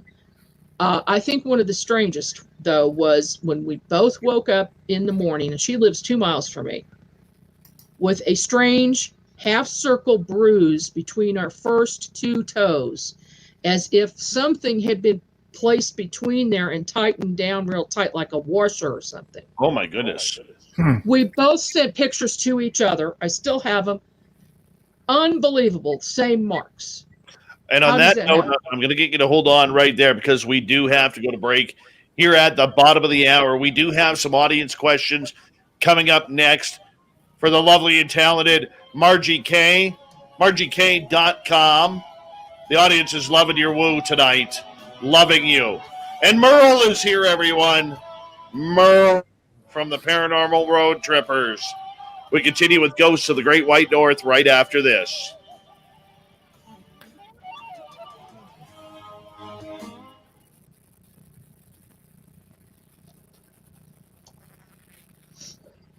All right, we're clear. It's audience questions already. Do you know? I have more questions, Dave. Well, I know, but we're going to get a few of them in. She's bringing out all the questions. She's going to have my question quota of the year with this interview. Hope it's not too weird for you. Not at all. Oh, no. No. Agent 420 asks if I'm ever going to talk. Does he not know? This is the Merle Show. This is the Merle Show. I've asked more than 6. It's a new record. More than 6. Maybe more than 8. We don't know. My goodness. I think it's been more than 8. Yeah, see? Maybe next month will be a drinking game, Dave. Every time Merle asks a question, it's a shot. That is a good drinking game for the audience. Longhorn Paranormal is asking, can we kidnap Merle and take him to Louisiana? Oh, God, that would be heaven. I need to go there for the food. And then the investigating. I want to try. What do they call it? You know, I always see these big pots that are filled with like potatoes and corn and onions and boil and crawfish. I want to try that. That make those camping. Oh my God, that looks so gumbo. Thank you. I want to try that so bad. Shrimp boil is what we have. Yeah, it's a boil. There's lakes here, Dave. Jones Lake has crawfish in them, or we call them crayfish. Yes. Big Willie's asking, I'm a Merle virgin. Where does Merle live? He lives just outside of Vancouver, British Columbia. In a dark city called Surrey. Always has a cloud on it. Yes. Just kidding. It's the most gorgeous city in the world. It's a nice part of the world. Rico. Opa to you. They'll be filming in the New Orleans swamps. Crab boil. Oh, Marie made some a few weeks ago. Oh, that just looks good. You can get you can fish for crayfish in the Vedder River too, in the canal. I think you're allowed 30 a day or something like that. Something like I think it's 30 or 50. But yeah, I've done my fair share of those boils camping. So good. I actually I get spices and stuff shipped from Louisiana, so it's proper. Nice. Or Louisiana. How do you guys say it? Louisiana? Dirty Filth says, they say when you go to Surrey, the RCMP asks if you want to get shanked now or later when you hit the city limits. Well, that's actually a good yeah, it's pretty realistic there. I can't say much to that. I'll say it. I live far enough away. Paula W on Twitch. How are you tonight, beautiful? All right. We've got about 2 minutes, guys. 2.5 minutes.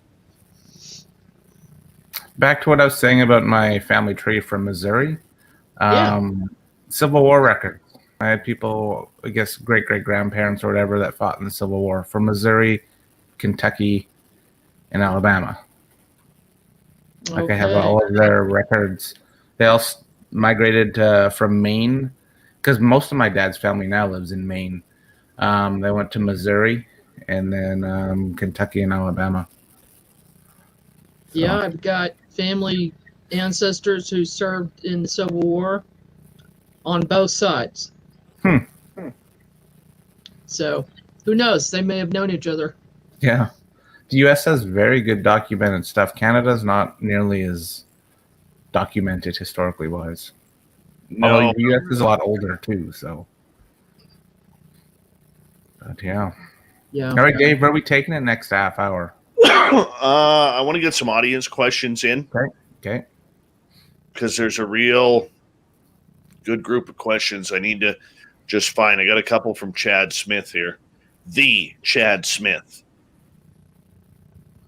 Where are they? I think they're still way up here. I also want to budget time to learn about your medical. Yeah, we'll do that in the final half hour. P-scan. Okay. Yeah. Margie, we're going to have to bring you back. This is way too awesome. Too much to talk to you about in just a couple hours. We're just touching the surface of everything. I'm a Margie Kay fan. I'm not going to lie. Me too. I'm a Margie Kay fan. I'm going to give her a few claps. Just she needs a t-shirt. All right. Big thank you to Pascal and Robert for the super chats tonight. Very much appreciated. We're going to get into audience questions next. Super Chat is a great way to support what we do on the show. Don't forget, you can do shopping at spacedoutradio.com.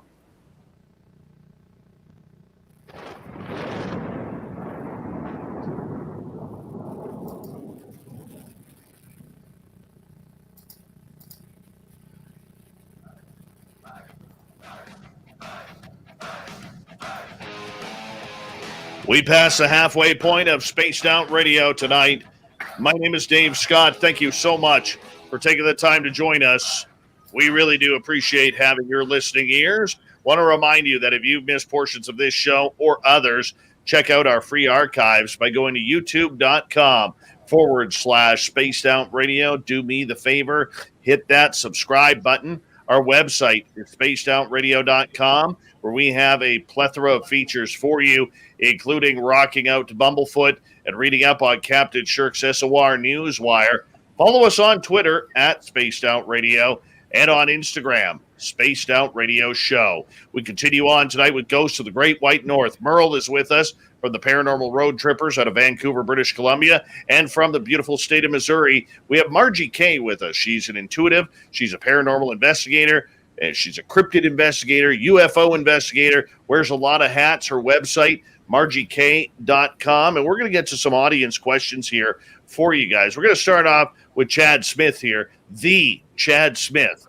He is asking, if you haven't experienced anything paranormal by the time you're 30 years old, is it too late? Can you still have your first time later in life? Well, yes, you most certainly can. And I know a lot of people who do have experiences suddenly later in life.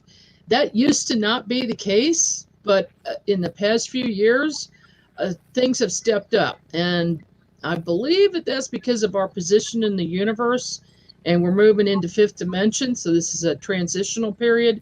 And the vibratory rate of the entire planet has raised. It's in the process of raising. So it's definitely never too late. If you will study meditation, and I can suggest my book, The Remote Viewing Workbook, which is available on Amazon. If you will go through that, it goes through detailed information and practice sessions that it will give you to open your third eye. And once you do that, you're going to have paranormal experiences. All right. Follow up from Chad Smith, the Chad Smith. Who pushes the buttons? Who decides when you're ready to experience stuff? Us or them? You know, that is a really good question because it's both. The answer is both. People experience things when they're ready for them, but sometimes there's somebody on the other side who is, like with me, did that activation for X-ray vision. And it seems that they're there a lot of the time and will help you and give you a push. It's that little voice in your head that you don't know where it comes from, or you might actually hear something, or you might just get a feeling that you should do something, and you're ready, and you'll have the experience, but you won't have it until you're ready for it and until you can deal with it. Jennifer is asking, Margie, what are the hopes of the ETs you have been in contact with the people of Earth versus the hopes for the opposition to those ETs?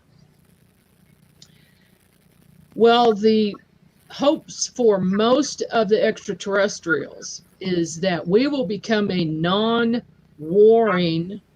and more highly evolved and higher consciousness group of people on the planet.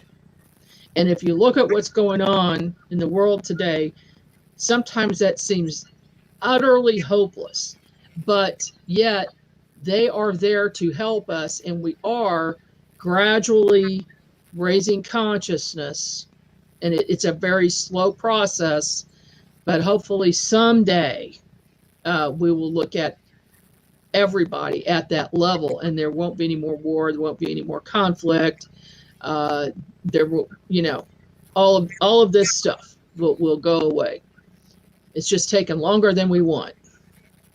Black Dragon, former Marine, we love him around here. We love our veterans around here, is asking, when you had your Mothman encounter, did you feel the Mothman? Yes. I knew the presence was there in both of the cases I mentioned. I knew that it was around. And now, oddly enough, one of the witnesses that I met in 2012 that I have been investigating, and he has ongoing experiences. When one is around him now, I feel it. I know it. It doesn't matter where he is. He could be miles away from me doing whatever he's doing. And he works nights, and he's an Uber driver. He goes to the airport, a lot, and drives around town. But if if it's hanging around him, I also know it. I feel the presence at the same time.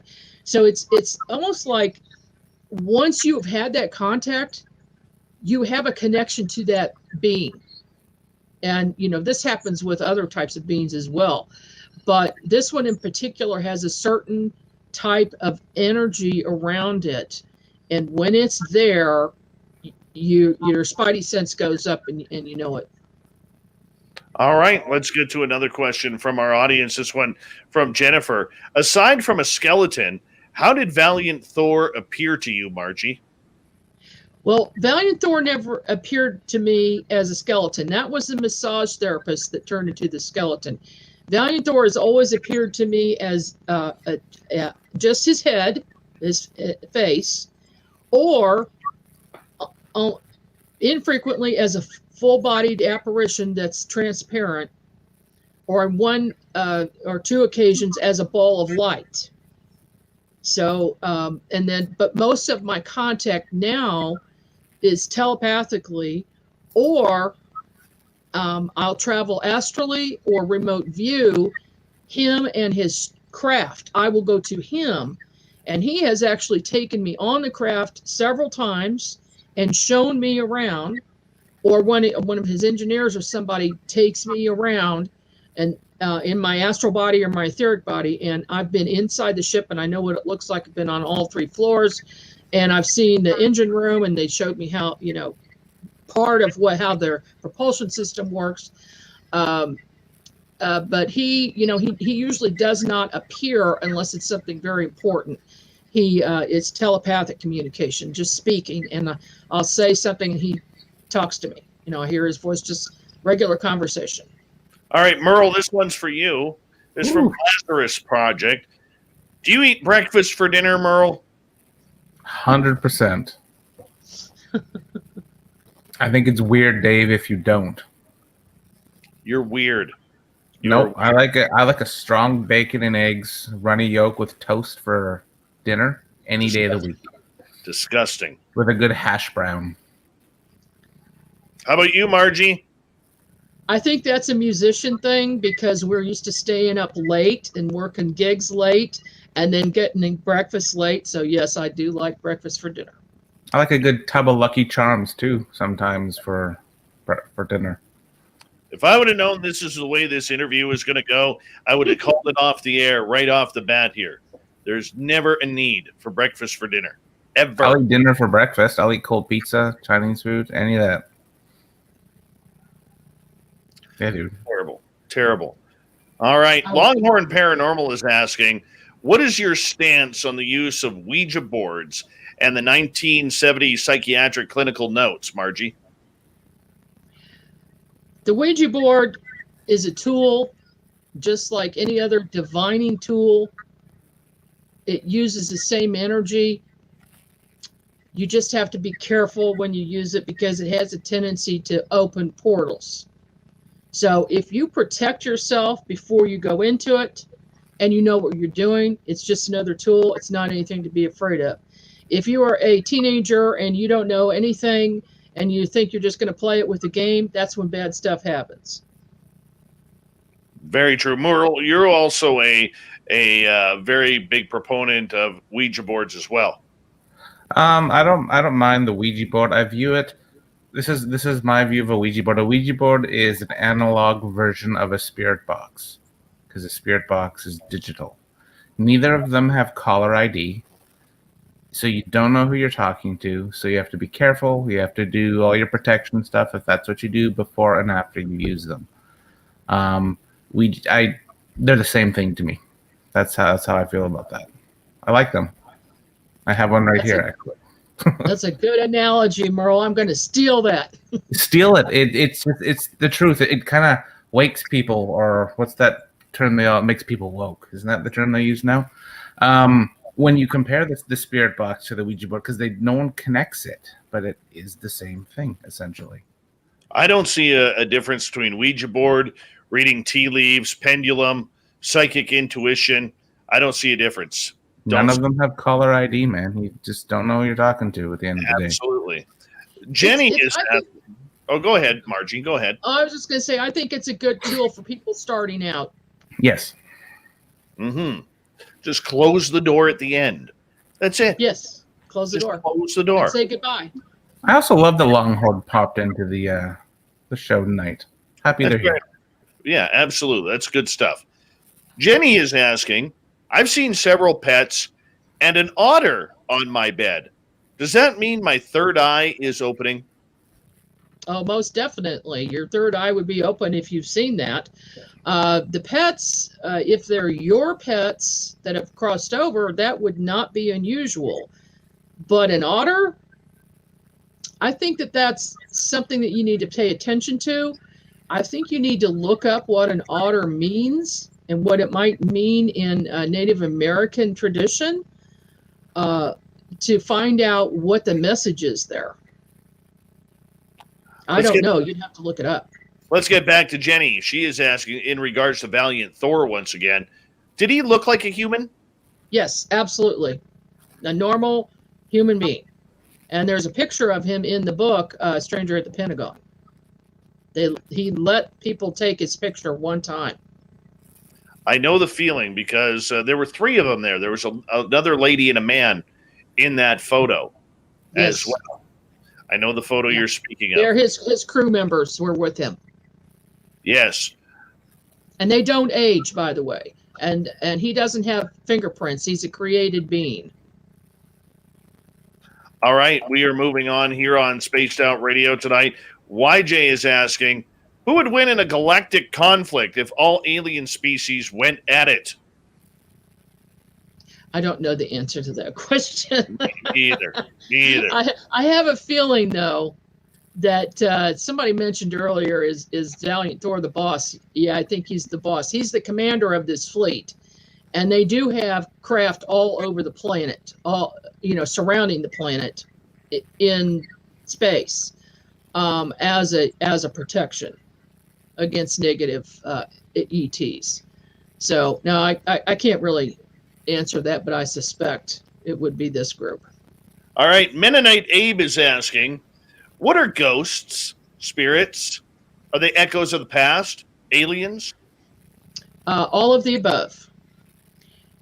Ghosts are spirits of human beings who have crossed over. They're in fifth dimension, and sometimes you can communicate with them, sometimes not. Then there are, when you say echoes of the past, that's what I call a time imprint. When you might see something that looks like a ghost, but what you're really watching is a movie of something that repeats over and over, and those entities do not interact with you. You are just, and a lot of times it happens in older houses where people have lived in there before, and maybe they died in the house and they have an attachment to it, but they might not be. They might be, out of the house, but the imprint of what they did over and over and over again still remains there. Now, aliens, yeah, I did a case where a lady was asking me for help. She was very poor. She did not have cable TV. All they had was radio. She didn't know anything about aliens. She told me that she was being invaded by ghosts almost on a nightly basis, and they were bothering her disabled son. And when he was sitting in his wheelchair, when he was in his bed, and they kept coming in, and they were throwing things throwing dishes and closing doors and turning lights off and on. And one day she called me and she said, I saw these three ghosts that came in through the walls last night.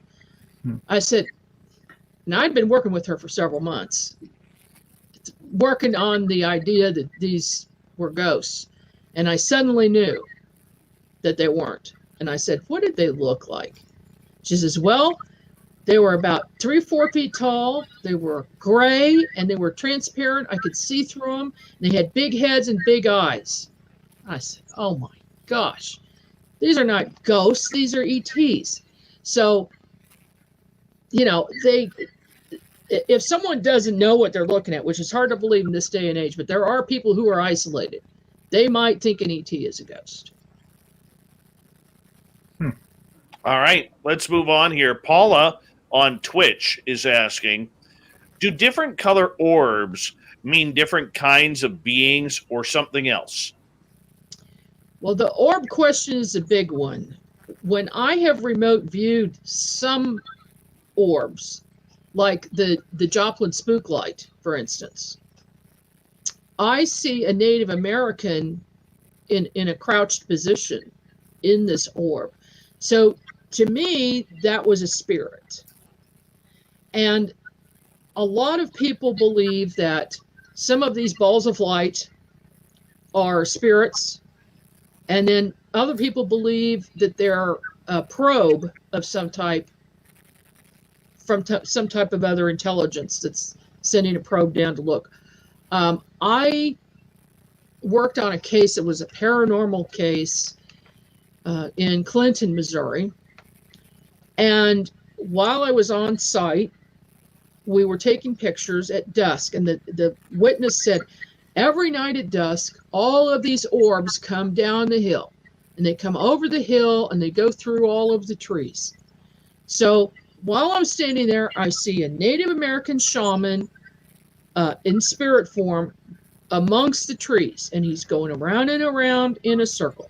And then he comes in the house, and he goes around the house in this circle.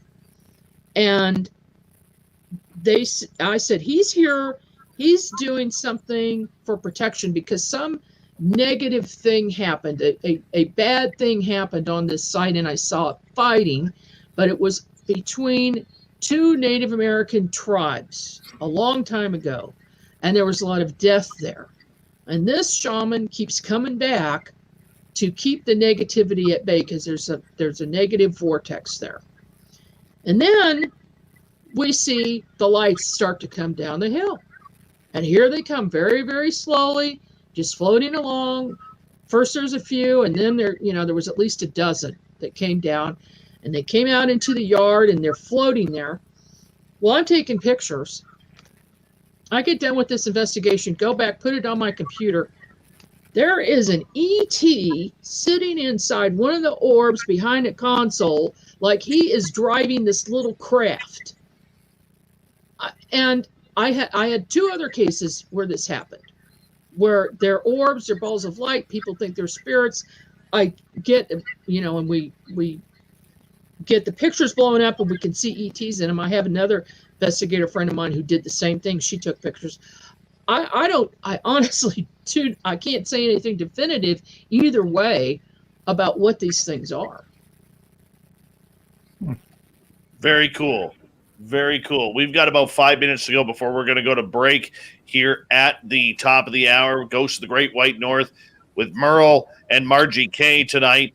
And Sandra is asking, can you see an ET once and then never see them again? Absolutely. That's happened to me. The three ETs I mentioned earlier that were working on my feet, I've never seen them again. I seen an ET who was gold in color and was glowing with a big bulbous head in the back. The cranium came way, way out. He was working on me on my stomach one time when I woke up, and I think I scared him when I screamed. But yeah, I've never seen him again. There have been a number, but there are also some that I see frequently, that I communicate with frequently and have seen. So it could be a one-off deal. All right. Greco is asking, can human ghosts attack aliens or the alien ghosts? No. Or vice versa? I don't know. My mother, when she crossed over to the other side, contacted me only a week later. I was surprised. And I asked her what it was like on the other side and what was there. And she told me that aliens are actually in other higher dimensions, but they cross through the fifth dimension. So she said that their spirits, so the ghosts, see the ETs crossing through, but they're not hanging out there. They don't stay. They don't remain in fifth dimension with them. But as far as attacking, I don't know. I'll need to ask my mom, and I'll get back to you. That's one way to put it. Have you been following the recent ET contactee story of Angeli? No, I have not. Oh, it's a weird one. There was a question in the audience about it, and this is a lady who claims she's going to be, before the end of 2021, going into a alien base in the Mojave Desert in a cave somewhere on private property, and she's taken a lot of heat for it. She had a fake press conference in Washington, D.C. in front of the Lincoln Memorial a few weeks ago, and a lot of people are just kind of grinding their teeth on her. Well, I imagine so. Anytime you open yourself up, the non-believers are going to attack you. You got that right. True. You got that right.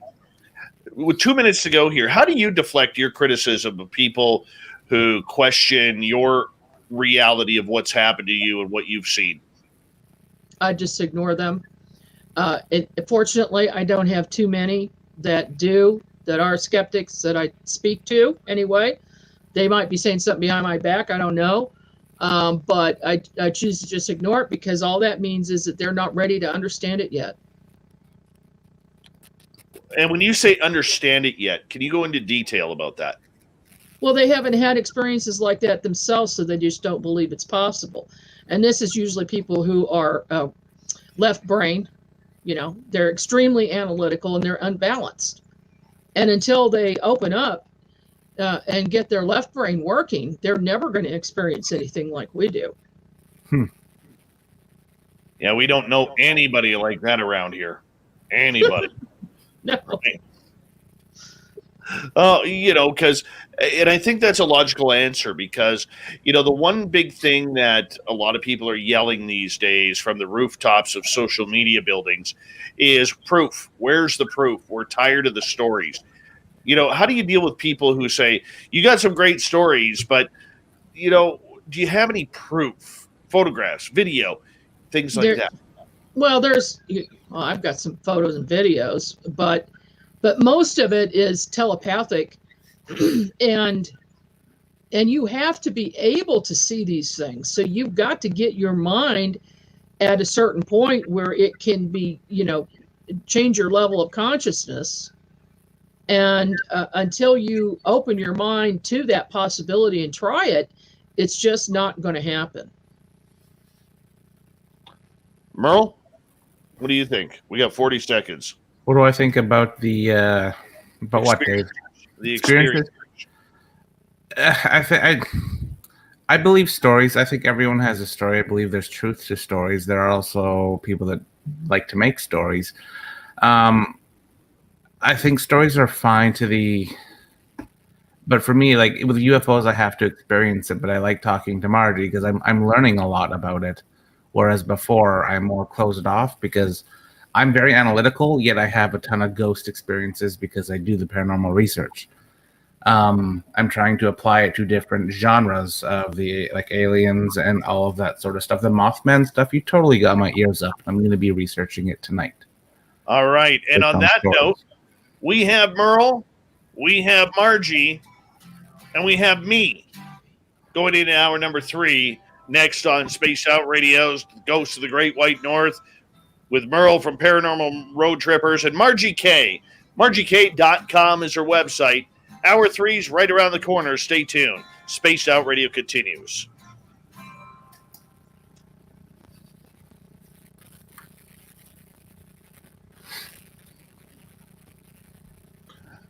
Thank you, Spooky, for that awesome super chat. Merle, Margie, I'm just going to run off to the bathroom. I'll be right back, okay? We'll be here. You guys can talk to YouTube people. I'll be here. Yep. Somebody asked about proof earlier. Mm-hmm. The one thing I can prove is remote viewing. So Thor gave me that ability, and I can do that anytime. I just did a conference last weekend, and what I do is have somebody from the audience that I don't know, I've never met before. Mm-hmm. It's always easier to do when you don't know the person, so you're not biased. And I'll have them come up on the stage, and I'll scan them. I'll do my P scan, which is a psychic scan. and then just go through their body real quick and find any issues. And then I'll tell them what I see, and then they tell the audience. They turn around and tell how accurate it is. And so far, that has been 100% accurate. I've never had a case where I did not see anything that wasn't true about that person. Now, I've had a couple of people where they said, no, I don't have that. And I said, well, you need to see the doctor and you need to get a test. And they both called me back and then said, yes, I did have that. I want a P scan. I can do a P scan for you. Scared. Long distance. Yeah. Don't be scared. Okay. It's not bad. And then the thing about it is too, I forget everything because I'm in a light trance state when I do it. I have no idea what I just told the person about themselves. Same thing with when I do psychic readings. I don't remember anything after, so I tell that person they need to record it or write it down, whatever I said. Okay. That's what I'm going to talk about the last half hour is the P scan, and that really intrigues me, that stuff. Because I think you're the only person I've ever heard that does that. I know there's others, but yeah, I don't know. That's really interesting. I want to ask you so many questions about it now, but I'm waiting. I'm going to wait the 3 minutes when we're back on the air. Okay. But mediumship, you do that as well, right? Well, I do, but I really don't do personal readings for people anymore unless it's an emergency situation, like a missing person or homicide.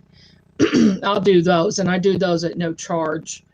And then I'll allow other people, if they just want a standard reading, I'll do one a year for them because I do not have time.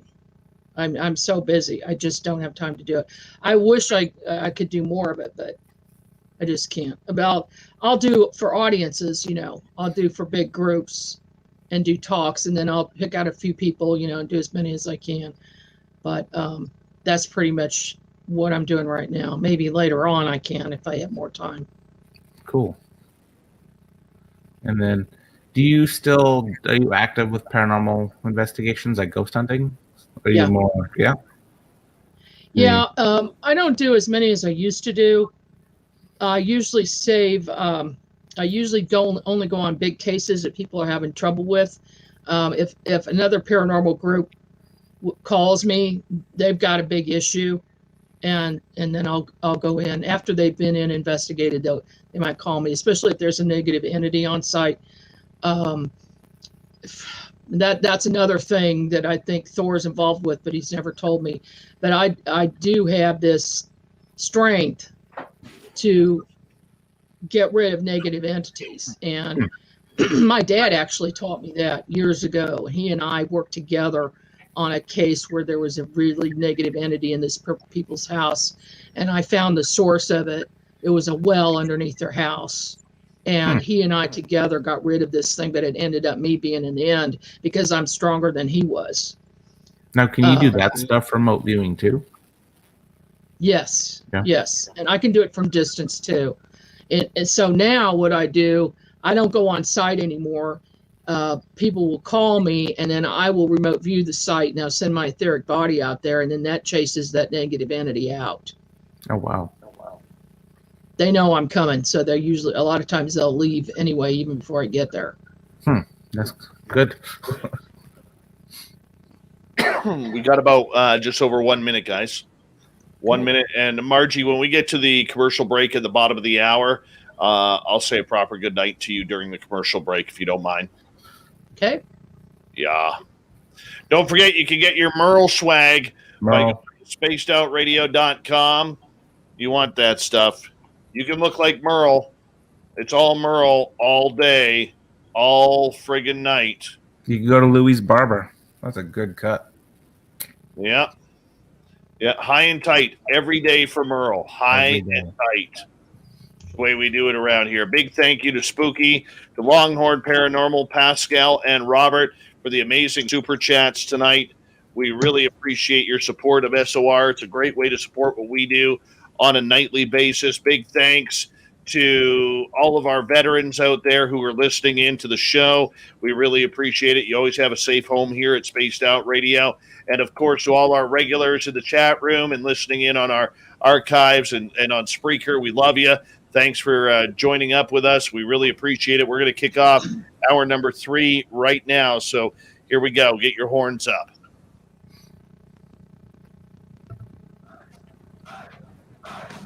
Would you like to connect with us? Head to spacedoutradio.com for all your latest show info. Now, back to Dave Scott and SOR. Here we go with the third and final hour of Spaced Out Radio tonight. My name is Dave Scott. Thank you so much for taking the time to join us. We really do appreciate earning your listening ears wherever you are on this beautiful planet we call Earth. Thank you so much for everybody listening in on our terrestrial affiliates around North America and digitally on TalkStream Live, Revolution Radio, and KPNL. All of our archives are free by going to youtube.com/Spaced Out Radio. Do me the favor, hit that subscribe button. The Desert Clam has set the password for tonight in the SOR Space Travelers Club. What do you got for us, Clam? Vastation. Vastation is your password. Use it wisely, space travelers, as the Clam sets the password each and every night right here on Spaced Out Radio. Our website is spacedoutradio.com. We have a plethora of features for you, including rocking out to Bumblefoot and reading up on Captain Shirk's SOR Newswire. Follow us on Twitter at Spaced Out Radio and on Instagram, Spaced Out Radio Show. We continue on tonight with the final half hour of Ghosts of the Great White North with Big Bad Merle from Paranormal Road Trippers. He's my co-host through these awesome shows. And our special guest tonight, Margie Kay. MargieKay.com is her website. You can find her books there. She's an intuitive paranormal author, investigator, remote viewer, UFO experiencer, and member of MUFON. Welcome back, Margie and Merle. Thank you. Thank you. Now, Margie, we wanted to get into your healing. You have this ability to psychically connect with a person's body. Explain how this works. Well, I call it a P scan. It's cheaper than a CAT scan. It's a paranormal scan. So what I do is I send the energy out through my fingertips and scan the person's body. And it doesn't matter where they are.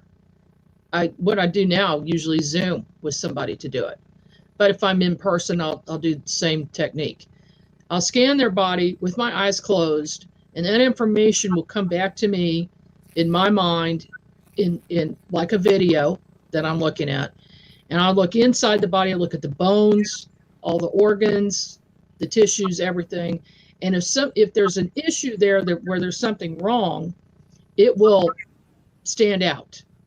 I'll be pointed to it. There'll be a color about it to make me pay attention. And then I can even request to see on a microscopic level and look in the blood. So I'll see things. Now, some things I know what I'm looking at, but other things I don't because I don't have medical training.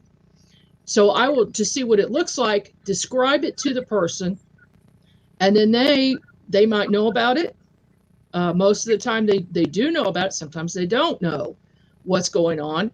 And if it's something that needs attention, then I'll say you need to get, opinion from a medical person and get that checked out. And this, that's basically how I do it. I know that it's difficult to teach. It's difficult to describe. I was, just these ideas came to me after I had that experience with Thor, with the X-ray vision, but it's gone way beyond that. It's like better than an MRI or a CAT scan because it's as if I'm actually in the body looking at these things. And so, I see past injuries that bother people. I'll see inflammation, arthritis, swollen joints, the gamut. I've even seen blood disorders with things in the blood that aren't supposed to be there. And, I see a shape or something that's not supposed to be there. It will just stand out for me. Now, usually when I do that scan, the worst thing comes up first, And then as I'm working, I do like a 50-minute reading for people, and I start off with that. So that'll take about maybe 10 or 15 or 20 minutes to go through, depending on how many health problems that person has. And like I said, sometimes I had one case where a person thought she had cancer. She had been told by a doctor, and she was very upset about it. And I did a scan for her, and I saw an infection in her lungs that was red. If I see cancer, it's black. Okay. So I said, I don't think so. I think you need a second opinion. She got a second opinion. No cancer. She only had an infection. So it works like that too. It works for the good too. And, and then I'll listen for that person's guides or higher self to speak. If they have a message for that person, it'll come in, and I'll let them know if, it's a medical thing or not. And then if there are certain things that I can help with myself that I do healing work on. One of them, the first thing that I became good at was bones, healing bones, healing cracked bones and broken bones.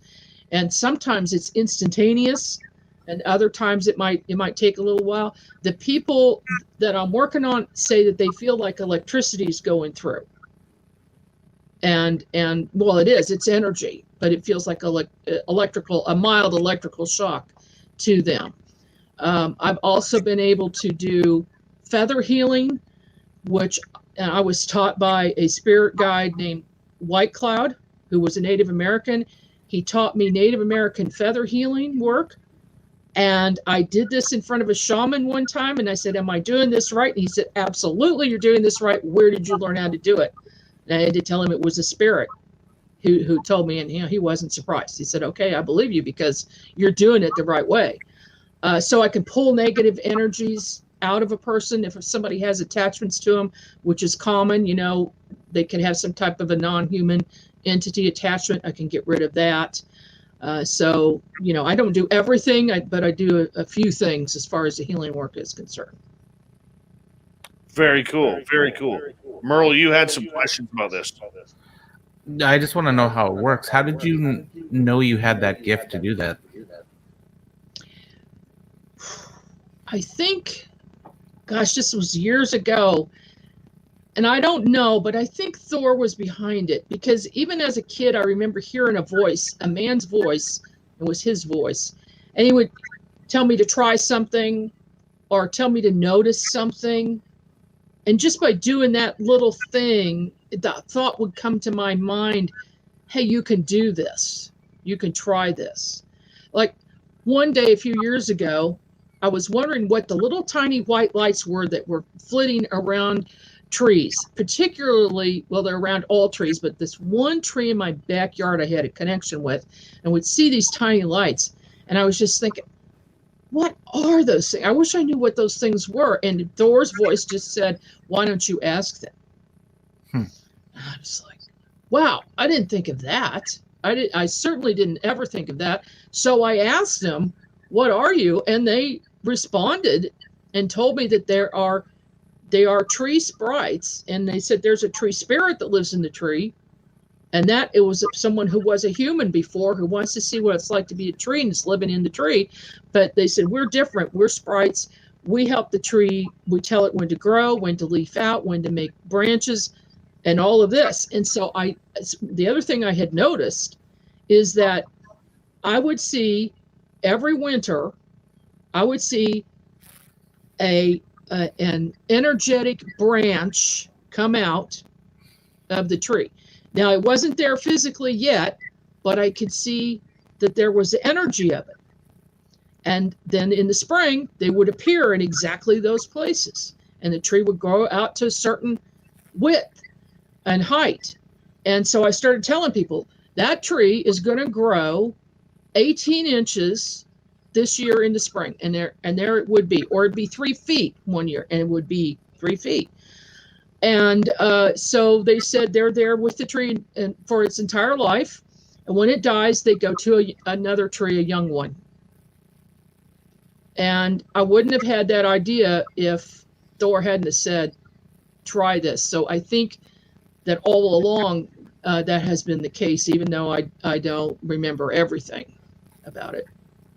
Now, is it a similar method to when you see people that have attachments to them? Like, you see all of the bad with the medical, but now if a person's walking around or comes to you saying that they have a dark attachment or whatever, is it the same sort of process?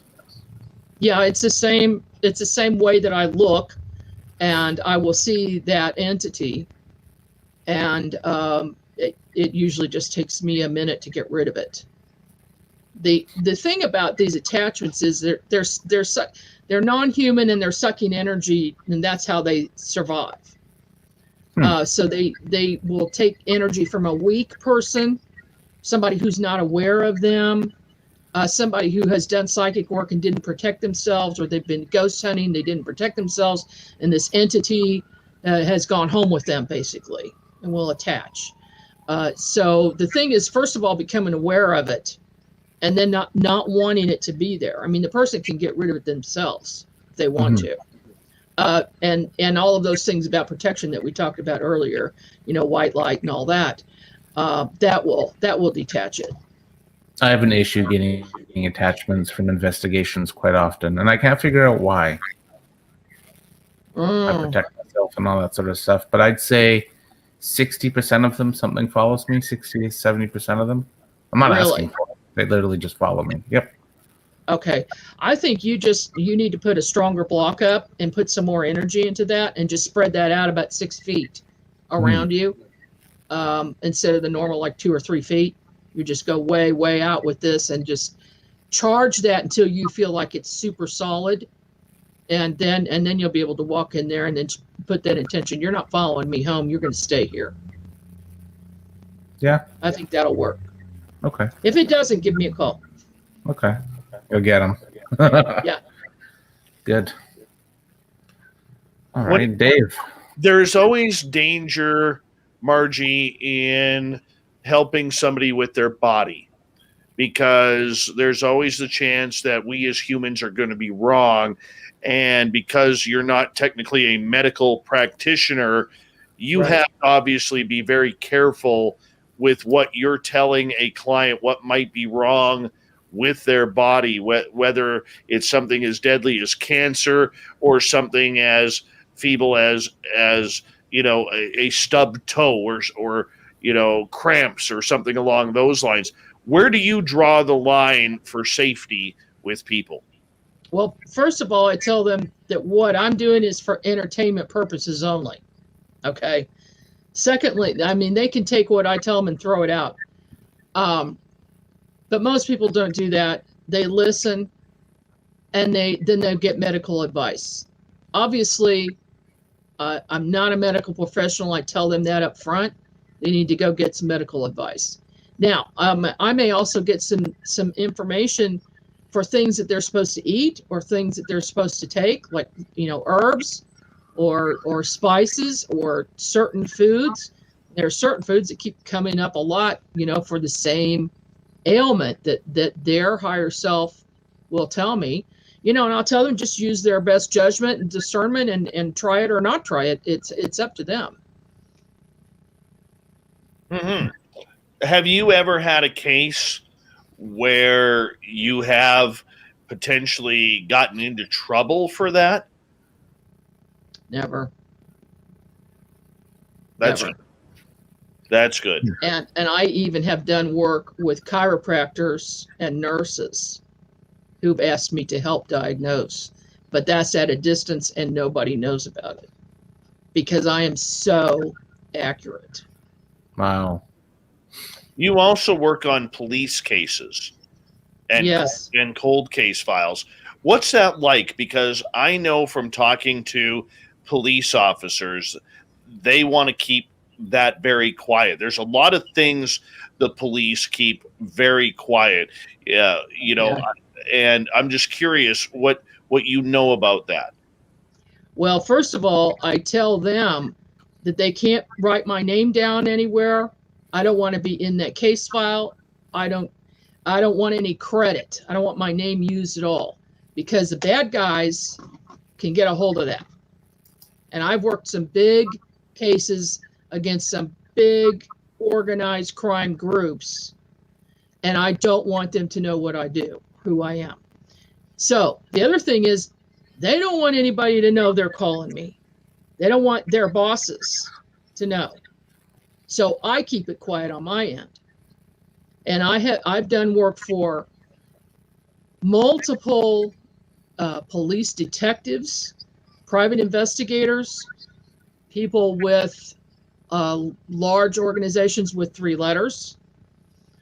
And I wish I could do more of it, but there aren't that many who are, let's put it this way. I've scared some of them and they won't call me back because I'm so accurate. I can tell them exactly what happened on a case just by hearing the victim's name.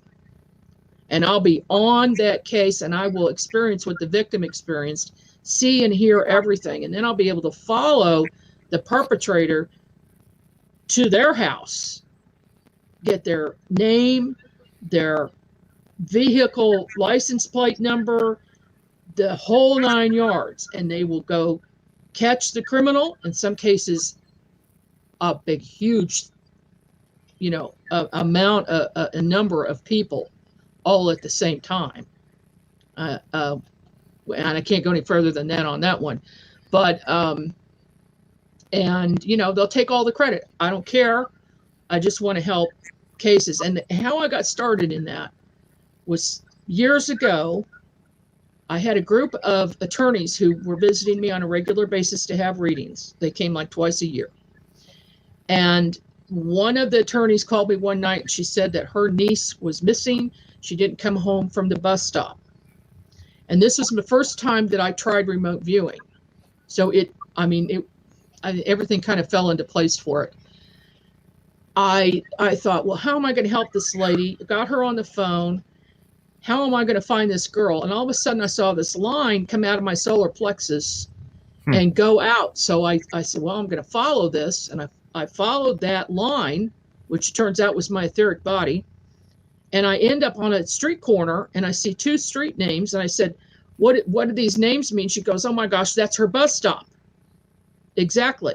So then I see the line go further down the street and stop in front of a house. And there's this golden light around this house. So that meant to me that this is where I need to be.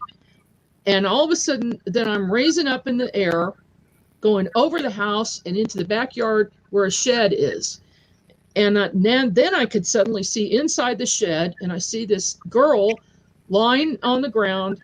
She has her hands and feet bound, and she has duct tape on her mouth, and she's asleep, so she's knocked out. Then I go back into the house, and I'm telling the woman on the other line, what is going on, what I'm seeing. And then I go into the house. I said, there's 3 people in there. There's a woman with long, stringy blonde hair and 2 rough-looking guys, and they're drinking beer. And she said, we've already been in that house. Excuse me. They knew that the woman had made friends with this 14-year-old, and they thought that was pretty weird because she was 30 or in her 30s. And they questioned her about it because the girl hadn't been seen, but she had been seen talking to this woman before, and they knew where she lived. They went in the house, the police questioned them and left, but they didn't go in the shed. So she says, okay, I'm going right now. I'm going over to that place. So she called up the detective and said, I'm going to go. And he didn't want her to, but she insisted. So he said, okay, I'm going with you. You're not going in that place alone, because those people looked rough. And there was a woman and 2 men, just like I said. They go back, they go in the shed, they find the girl, arrest the people. They were human traffickers. They were sending her out in the morning. She was going to be out of the country, gone. So that experience showed me one of the things I needed to be doing to help people, and how to remote view, because I had never done anything like that before. It was real time. It was like I was actually standing there, because I was, and that information was coming back to me. And ever since, I've used that on a regular basis and practice it, because that's another thing about this type of thing. If you don't use it, you'll lose it. So I use it every day. I use it in business. I use it with my husband, who's a contractor. He'll call me up and say, hey, where should I drill this hole? I don't want to hit a gas line. And I'll tell him to move his drill over, and it's the right place. So I scan buildings and cars and, look at cars and diagnose problems with them. So, it just runs the gamut. And it's all because Thor wanted to wake that ability up in me for a reason. Interesting. Very. We've only got about 3 minutes left with you tonight. This has flown on by, and I really do appreciate you joining us, Margie. And like I said, I want to get you back on because there's just way too much that we could be talking about. Like a preview night. I know. It was like a 2-hour Margie Kay infomercial. That's what it was. But I'm very impressed with you. Could you do us a favor? Let everybody know where they could find your podcast, your YouTube channel, your books, your website. Well, the YouTube channel is UNX Media or UNX News Network. Just search for that. You'll find it. MargieK.com is my main website. UNX Media is my publishing website, and I have a new radio network that's coming on at the end of October. We're going to have multiple shows on that. So, we do publishing, and I'm going to be doing, I've done conferences every year, but now they're going to be under UNX, and we're doing a UFO and paranormal conference next year in 2022. So a lot going on, and I've got some more books in the works. I've written 14 books, and I've got more coming. And really appreciate being here with you tonight. Really good questions, guys. I appreciate it. Well, that's kind of what we do around here late at night up here in the west coast of Canada is we like to have fun talking these subjects. And Merle, tell everybody where they can find your stuff, if you don't mind, for the Paranormal Road Trippers. You must all go to YouTube now and subscribe to the Paranormal Road Trippers. And then after that, go to Instagram and find the Paranormal Road Trippers. I've been uploading videos like a hot damn the past couple weeks here, and they're all fantastic. So please go watch them. And don't forget, you're one of them TikTokers. I like a good TikTok every now and then. Yeah, I do. Yeah, not me yet. Not me. I'm surprised. Not actually. me. Very surprised. I'm a private investigator, and I know about TikTok, so nope. Not me either. Not me either. I haven't gone down the TikTok road yet. I just don't feel comfortable about it. Don't do it. I really don't. Don't do it. I'm just telling you, don't do it. And you know what? My intuition says you're right on that, just so you know. It really does say that you're right. But, You're right. Yeah. Margie, what a pleasure meeting you. This was a lot of fun. It really was a lot of fun for both Merle and myself to get to know you a little bit more. And, if you need any Canadian speakers at that conference, you have one in the paranormal and one for UFOs right here. The one Hey, two we'll punch. definitely talk about that for sure. Well, let's stay in touch. Yeah. And if you need any nighttime programming on your digital network that you're starting, we should talk to. We should. Yes. All Most right. Definitely. Thanks, guys. I'll put you right on the spot in front of my audience. That was kind of rude, but that's okay. That's okay. All right. Thank you to Margie Kay, MargieK.com. Thank you to Merle for hanging on out with us and being my wonderful co-host of Ghosts of the Great White North. Coming up next, the Unbiased UFO Report with the fedora-wearing John Hudson. We'll be back after this on Spaced Out Radio.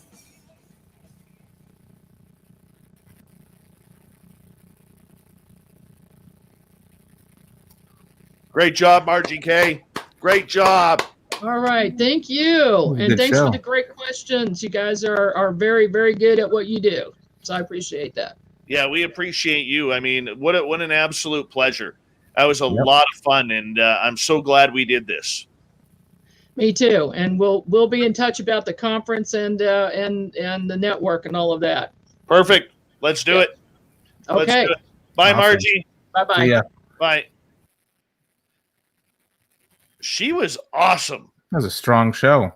Very strong show. Merle, looking strong, buddy. Looking Feeling strong. Look at the fedora wearing John Hudson right there. Strong. Style. Evening, Merle. Yeah. Evening, Yeah. Merle. You brought on one hell of a guest, sir. Yeah, that's good times. That's how Merle rolls in this world. And Merle, I mean, you want everybody. I got some questions in the audience, Merle. I got people asking if I buy a Merle shirt, can I get Merle to autograph it? What do I get out of that? No, I'm kidding. I'm kidding. Maybe, yeah. We can talk about it, Dave. Do you still have your silver marker? I can go get another one. Maybe You know what I gold. noticed is the gold and silver Sharpies never last as long as the black ones. Like literally, I can use a black one for months. The gold and silver Sharpies, like they're dead over a weekend. It's terrible. You know what I love, green Merle, one. is how kind Dave is to you when you're on the show, considering how he talks about you when you're not around. You know. That's what I've heard, dude. That's what I've heard. Uh-huh. I have people listening in. There you go. Oh yeah. We got guests already for next month too, ready to go. Why don't you warm us up? Who's coming on next month for the Halloween special? For our Halloween special, we have Brandon Alves and Mustafa Gadalari from Ghost Hunters and all that fun stuff. Right on. Mustafa's got a good beard and hair combination, nice and tight. And Brandon will be bringing his cap. He better, because the last time he didn't, and I was pissed off about that. He wears that cap everywhere, except he doesn't show it on the show. Pissed right off about that. But Margie Kay, how awesome was she? I mean, that lady lives an awesome, awesome life. I mean, could you imagine? Well, you know, the hard thing for me about listening to someone with her breadth is that, you know, she'd say some things that I had a lot of trouble believing. And then she'd say other things that I know something about. And I'd be like, whoa, she's accurate. And then it makes you doubt your judgment on those other parts, you know, and you're like, wow, what's going on here, you know? Mm-hmm. I was the same way. And, you know, I think she's the perfect example of you can't judge a book by its cover, because I think she's one of those very special few people out there who actually can really make this stuff work for her. You know what I'm saying? Like no BS, no lies, no hand tricks or anything like that. When she's sitting there, and she also follows a trend I see where people who are really good at this end up falling into usually a secret side job where they're either doing a lot of medical work or they're doing a lot of police support stuff, and they start really using their tools for good causes. So I totally agree with you, Dave. Sorry to cut you off. No, absolutely.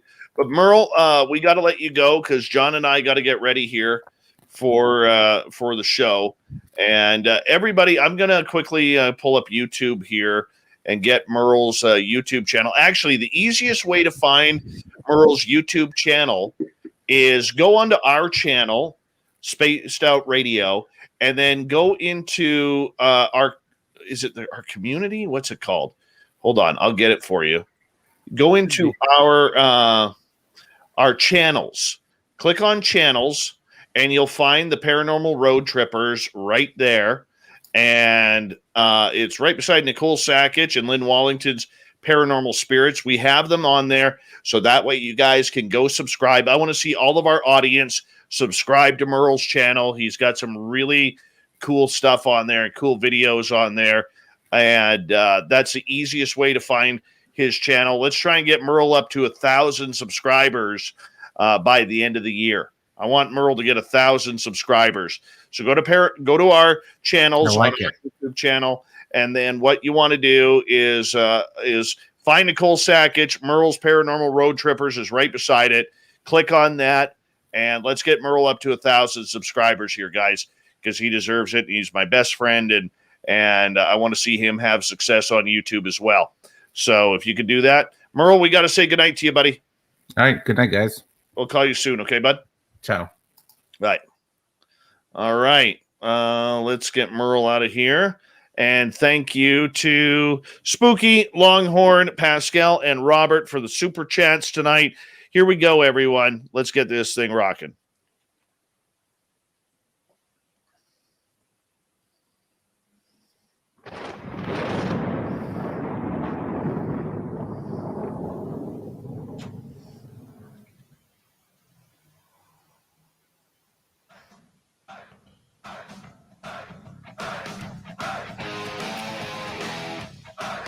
We've rounded third. We're heading for home tonight on Spaced Out Radio. My name is Dave Scott. Thank you so much for hanging on out with us. We really do appreciate it. Want to remind you that if you've missed most of this show or others, check out our free archives by going to youtube.com/Spaced Out Radio. Do me the favor, hit that subscribe button. Our website is spacedoutradio.com, where we have a plethora of features for you, including rocking out to Bumblefoot and reading up on Captain Shirk's SOR Newswire. Follow us on Twitter at Spaced Out Radio and on Instagram, Spaced Out Radio Show. We continue on tonight. We got to get to some UFOs here, and that means only one thing and one thing only: the fedora-wearing John Hudson and the unbiased UFO report.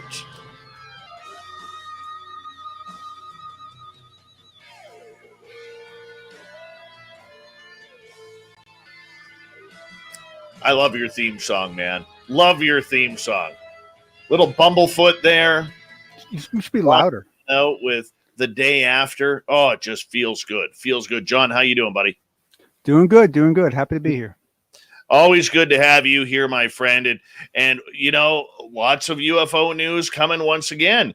You know, I mean, I don't know where you are finding all of this story, but now we're looking into AI and technology to try and identify UFOs. Yeah. So let me say that there's going to be more evidence on more information about this in about 2 days. Max is and you know what, I apologize, I forgot Max's last name. I will include a link to his work in my notes. But is that Max he was Moscovitz? Yes, thank you. And he was a gentleman, did the interview with Lou over there. And so he's going to be releasing a video in 2 days where he covers the presentation that Lou Elizondo did, where he goes into more detail about this tool. But I wanted to kind of get people, I'm sure a lot of people were a little confused when I brought up the other day. And so I wanted to just take just 1 minute and just kind of explain why a tool like this can work. Okay. Yeah. So for those of you that aren't aware of how machine learning works, the big difference, and machine learning is just what normal people call AI, is that, you know, with a normal program, you just put data in and you get data out. With machine learning, you put data in, you get data out, you take the data out and you shove it back in to where it comes in again, and you loop it thousands upon thousands upon thousands of times. And so you don't tell it anything, you let it learn. So let me give you an example how this tool would work. If you take thousands upon thousands upon thousands of pictures of every plane, every balloon, every bird, every this, every that, every cloud, every this, and you can spend months during the learning process, and you feed these into this learning program, right? This learning algorithm, it will learn what normal looks like, right? Then you can go in and you can feed it GPS coordinates and locations and updated maps on what mountains are where, at what angle they'll be at what angle, depending on where you are and so forth. And then essentially what you're doing is now you've baselined normal. You know what normal looks like. And so anything outside of normal lights up like a Christmas tree. And so what this tool is going to do is it's going to provide a way where you can take a video that you've taken of what you think is a UFO and submit it to this tool, and it will chew on it, and it will use all that it's learned to figure out what it's not. And this is going to get us to a much closer place where we can fast fail things quickly. We can stop arguing to such fine green-tailed levels about certain aspects of the video, and we can have some confidence that what we're posting to Twitter or YouTube already has a little bit of credibility to it because you've put it through this tool. So if I get this right, what they're doing is by magnifying all the airplanes, the fighter jets, weather balloons, satellites, birds, whatever is in the sky, they're basically creating algorithms to what those are and what their trajectories are, their sizes are. Am I right with this? Yeah, and it's essentially you're teaching it everything that's normal, right? And once it knows what normal is, I mean, just like you could baseline your electricity in your house over the course of a year, and you'll know every July what's normal. And if someone's tapping power out your back door, you're going to see it right away. it's going to stand out like a sore thumb, right? Because you know what normal is. And so this learns normal through a machine learning algorithm. And from that normal, things that aren't normal show up. And then the example Lou Elizondo gives in his presentation, it looks like a UFO. It really does. And it ends up being a tent, if I remember correctly, something really mundane. So you actually get to see how the tool works. That is very, very cool. Very cool. When can we see a launching of this, or is it already here? My understanding is that it's still in development. Lou Elizondo said that he's not the one developing it; he is consulting with it. There is a demonstration of the tool in Elizondo's presentation, but as far as actually when the tool will be available, I don't know. I do know his plan is to roll it out worldwide, because one of the things he specifically said, and this language speaks to you, Dave, is he wants to take the narrative out of the hands of governments and put it into the hands of the people. Well, I mean, that's a brave thing to say. And this is a government project. The chances of that happening are slim to none. I understand his want, but there is a need as well. Well, yeah, and my understanding is this is not a government project. Really? This is a private project. Yes. Okay. So let me ask you this. With this private project, we've seen the rise and fall of Skyhub. We've seen the rise and fall of other programs that were going to be the next best thing. Why should we put faith that this project is going to come to light? Because of the fact that if you have any experience with open source projects, there's a momentum and an energy level management issue. And so when you have a figurehead that has charisma or has pull, it's amazing how they can drive a project to completion. It'll blow your mind. You can see really bad projects succeed and really good projects fail because they don't have someone who's really motivating them to come to fruition. Wow, that's pretty cool. Good job on that one, John. Really good job on that one. All right, let's move on to our next topic tonight. And the UAPTF, we know that is now being dissolved for a new office for UAP research. What's some of the changes that you're seeing?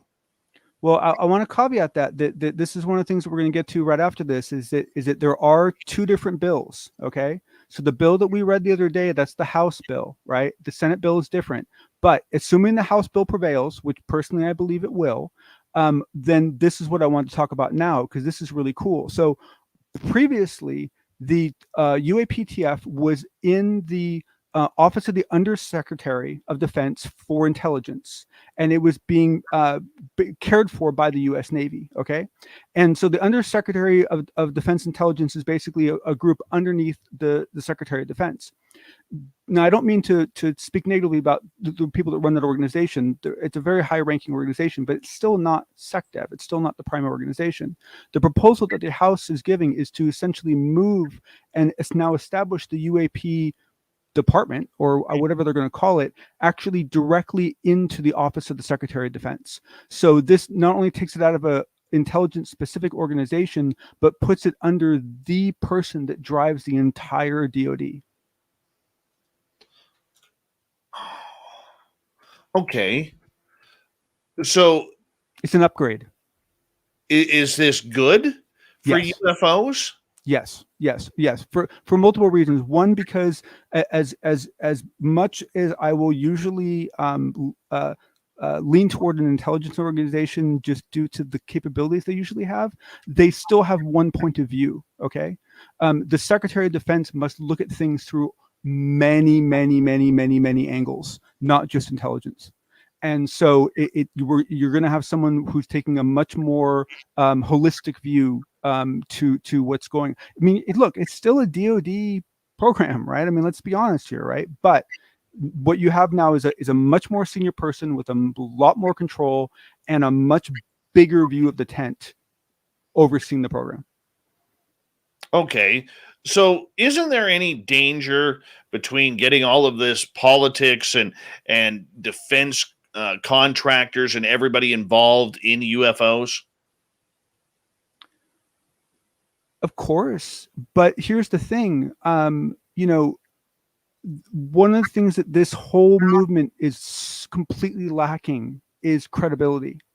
And while a lot of us in this community may have some shade thrown toward the intelligence or the DoD organizations, the truth of the matter is that in the general population, in the world population, if the U.S. military says something and the U.S. president says something, it has clout, it has credibility to a certain degree.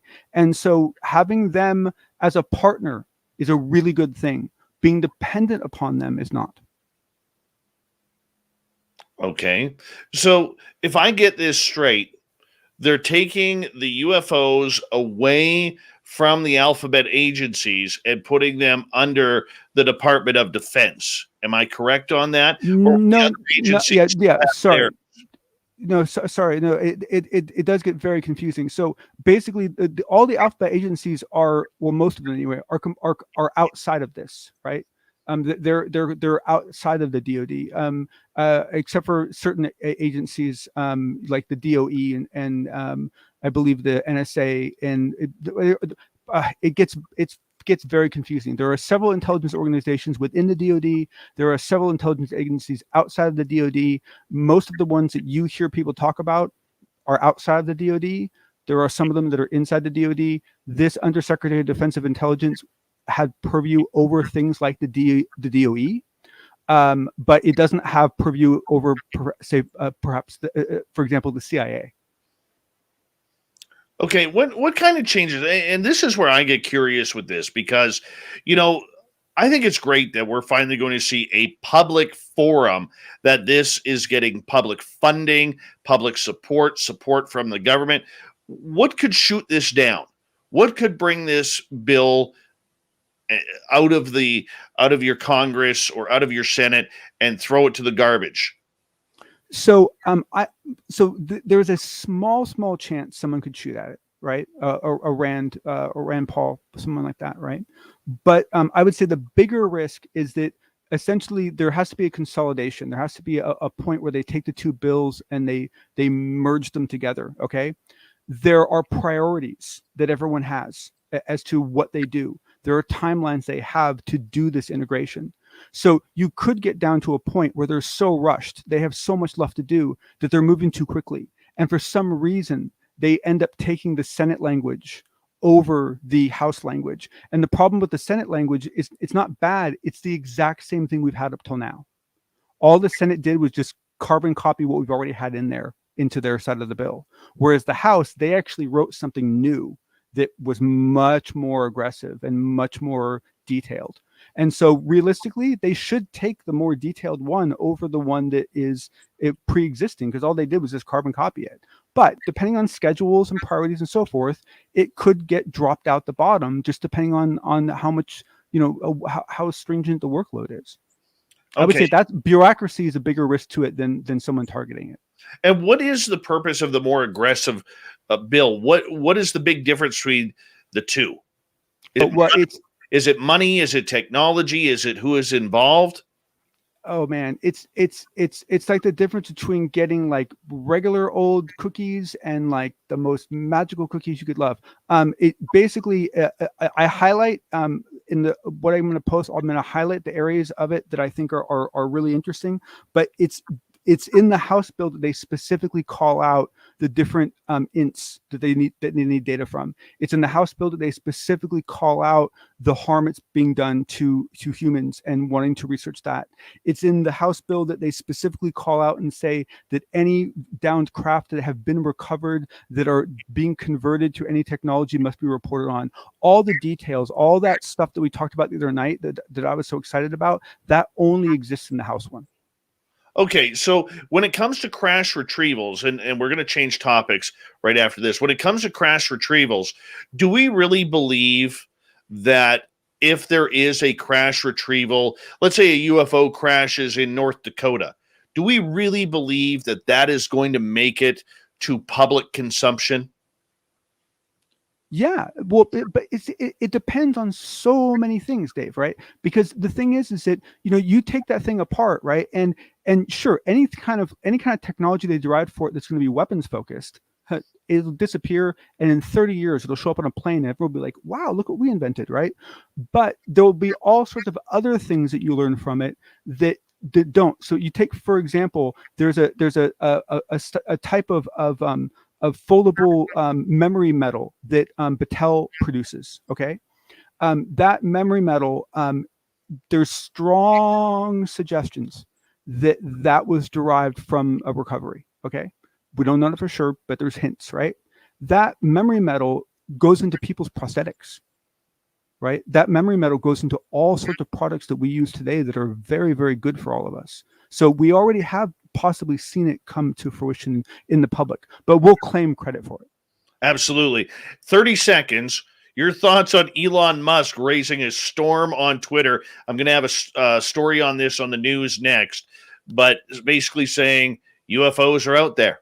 Yeah, I'm gonna be the negative one today, and I couldn't take this seriously, because if you look at the actual message, it was Elon talking about a height to video pixel directly needing groups of classifications for pixels into objects, and he makes a joke about UFOs, and then he follows it up with the "I'm not saying there are UFOs, but there are UFOs," which is just a redo of the meme of Giorgio, what's his name, Tsoukalos. And so essentially, I think he's just trolling the guy. I mean, I really do. I think he's just trolling the guy. I don't think it was serious, but no one cares. The people want Elon Musk to be on the side of UFO Twitter. So people are so conflicted because they think Elon's so smart and he knows so many things, but then he doesn't believe in this. And it's like, it makes them mad, and they want to merge that together badly. All right, John, we'll talk to you in a couple nights' time. Thank you for another wonderful, unbiased UFO report. Stellar job, my friend. Thank you, sir. You guys have a good evening. All right, take care. That's Stetson John, otherwise known as Fedora John. Let's get to the news. Shirky Poo's got us all sorted out here.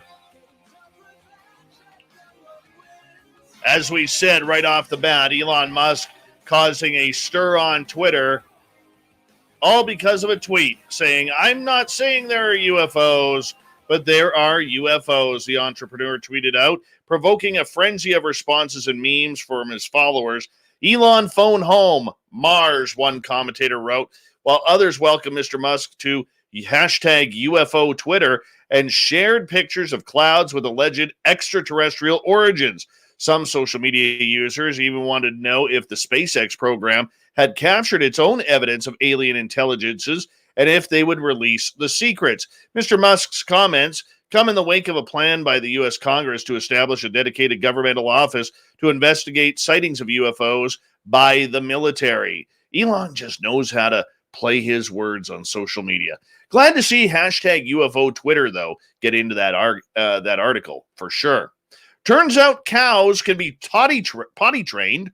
Yep, it's no bull. Scientists put the task to test, and 11 out of 16 cows learned to use the moo-loo when they had to go.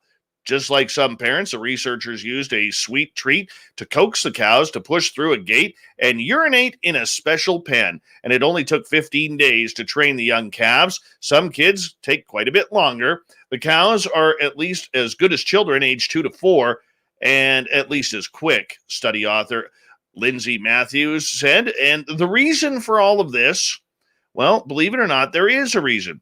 And it's because they're trying to contain a lot of the chemicals that cow urine has, like nitrogen. When it's mixed with feces, it becomes ammonia, which is an environmental issue with acid rain and other problems. So the moo-loo is now a thing. How cool is that? See if it works. An 820-foot bridge suspended over an Ontario highway was awarded a Guinness World Record as the world's longest enclosed pedestrian bridge. The Pickering Pedestrian Bridge, which was built by Metrolinx over Highway 401, was verified by Guinness as the world's longest enclosed pedestrian bridge after it was officially measured at 820 feet long. Metrolinx spokeswoman Anne-Marie Aikens said the bridge was completed in September 2018, and the transit agency decided to apply for the world record in 2020, and they got it. Very cool. Finally tonight, A first edition of Mary Shelley's Frankenstein set a new world record for a printed work by a woman when it was auctioned off at $1.17 million. The 3-volume copy of Frankenstein, which still bears its original boards from its 1818 printing, had been projected to sell between 200 and 300 grand. Nope, absolutely blew that away, and Frankenstein lives on.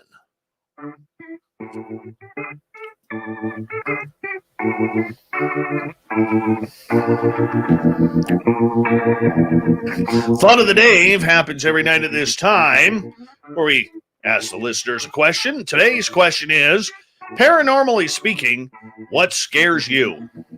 Haunted history, BC. Possibility of attachments or possession. Night gazer. Creepy abandoned places. All right.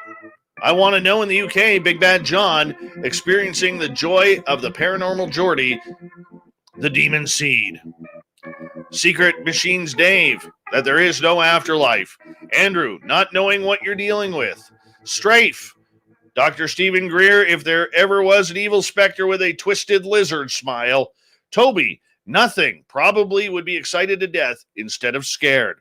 Oscar, black-eyed kids, those stories freak me out. 13 ballads. My late mother coming back as a vampire. Her final years were tough on her body. Blind, double leg amputation, sepsis, yellowing her skin. So as a vampire, she'd scare Count Dracula himself. Thank you to everybody in the Thought of the Dave. Thank you to Shirky Poo for the news.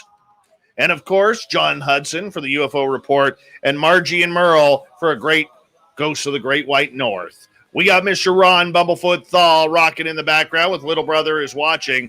Bumblefoot is the official music of Spaced Out Radio, rocking us in and out of every single show. Get your horns up for the guitar god himself. Special thanks to everybody listening in at home, at work, in your cars, wherever you may be. Thank you to everyone in our chat rooms tonight on YouTube, Twitch, LGAB, Revolution Radio, Spreaker, Facebook, the Space Travelers Club, and on Twitter at hashtag Spaced Out Radio.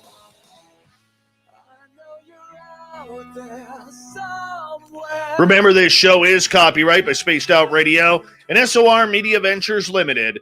Thank you so much for choosing to share your evening with us, because together, my friends, we own the night. Mr. Bumblefoot, we need a favor. We need you to take us home.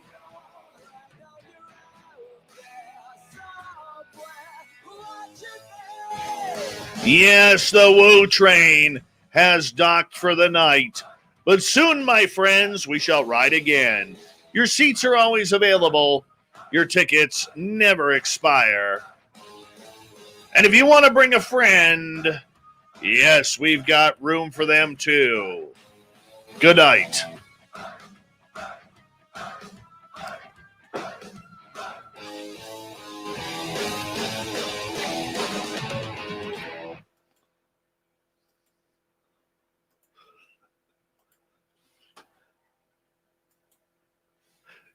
There it is. There it is right there. Yeah. Super Quest coming through in the clutch. Just like that. That's like, you know, bases loaded, 2 out the ninth, and here comes Quest to the plate and hits a dinger over the left field wall at 489 feet. Absolutely. Absolutely. That's our man Quest right there. Mm-hmm. That's our man Quest. God, I love him. I don't know why. I just get really, every night I get so excited. I know I say it all the time, but I get so excited when Quest is like, yeah, God damn it, bring it home, Captain, you son of a bitch. Absolutely. I can just see it, man. I can just see it. Oh, I love you, man.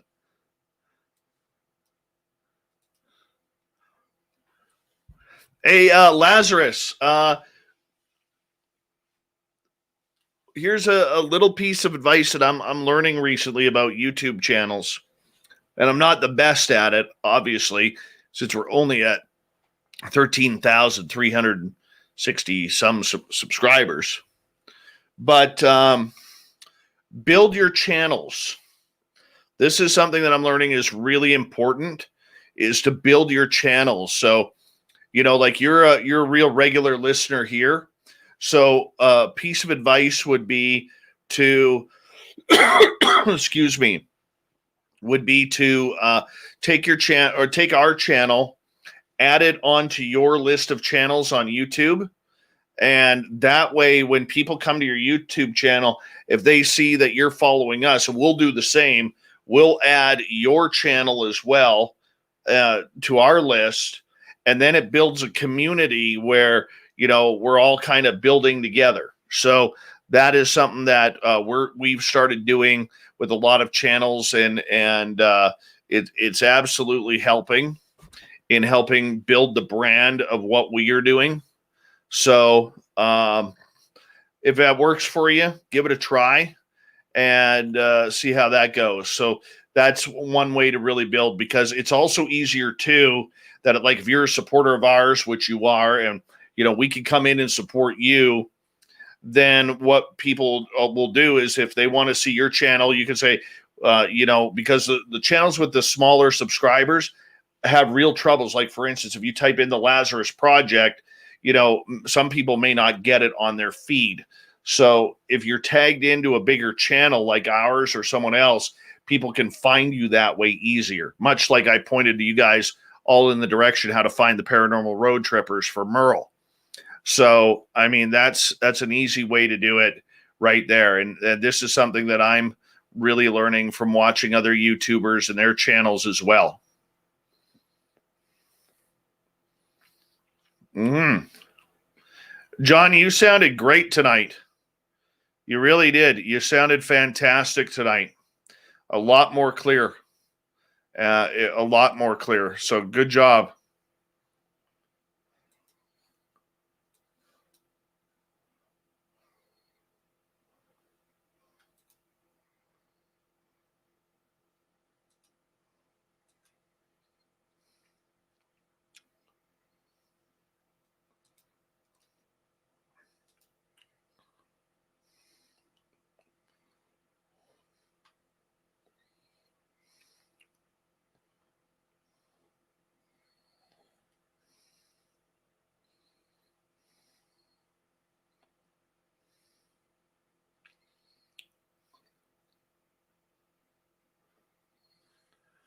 All right, let's bring that down a bit.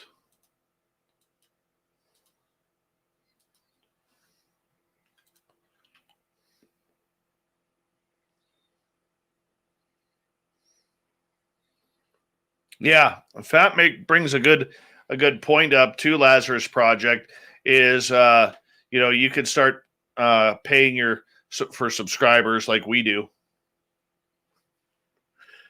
Merle, you can come back and join me if you want. Come on in, Merle. I'm just editing the show, hanging out, buddy. You can come right in.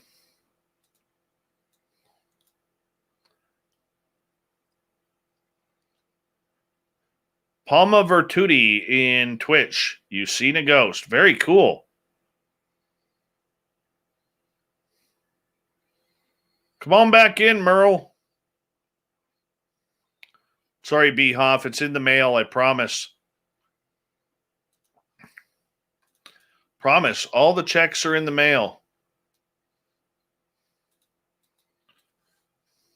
By the way, if you guys haven't checked out I recently found this channel, guy named Thomas Fessler. Thomas is I've been listening to his show for the last couple of weeks, and I got to tell you, I am very impressed with the professionalism that he uses. And he's a real smart guy in breaking down a lot of the technology and a lot of the governmental side of UFOs. Hey, Magnus Magnuson, how are you? And I got to tell you, it's a great channel. Thomas Fessler.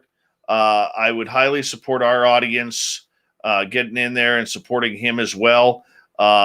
Very impressed. He goes on, and you know what the real cool part about it is? He's actually on like the 2 hours previous to us.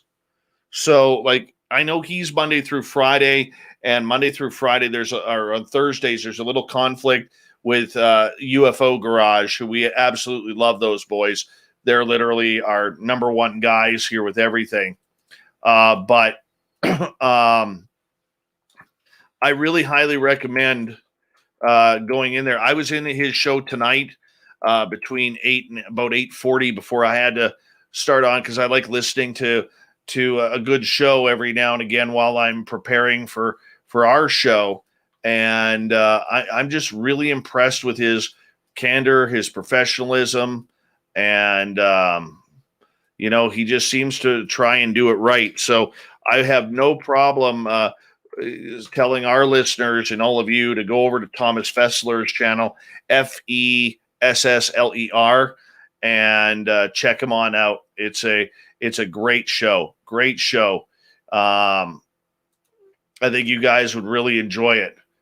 I really do. So check it on out, and you'll see me in there. I usually stop in there once a night while I'm prepping for the show. I don't chat much because I've got stuff to do before our show. And, but it's something that I think you guys would really enjoy.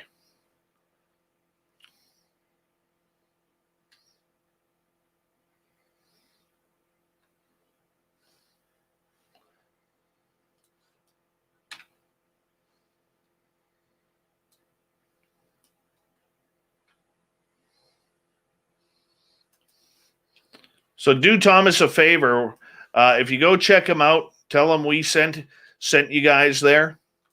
Okay, so he's very much like me, where he's always paying attention to the chat room, and he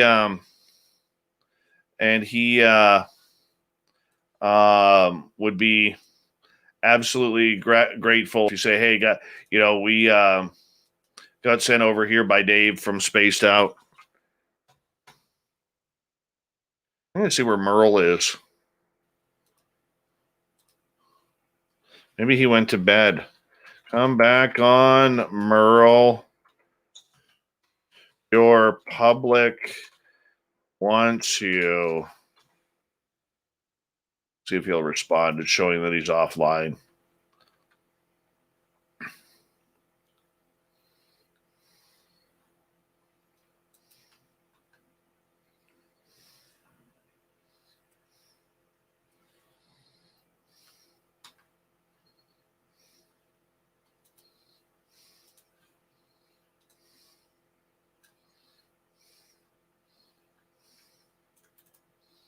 Is that going to be it there?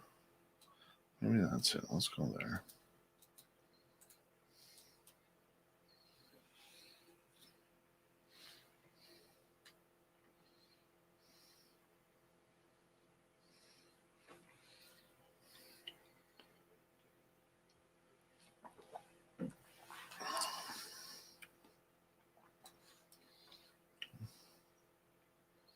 Okay.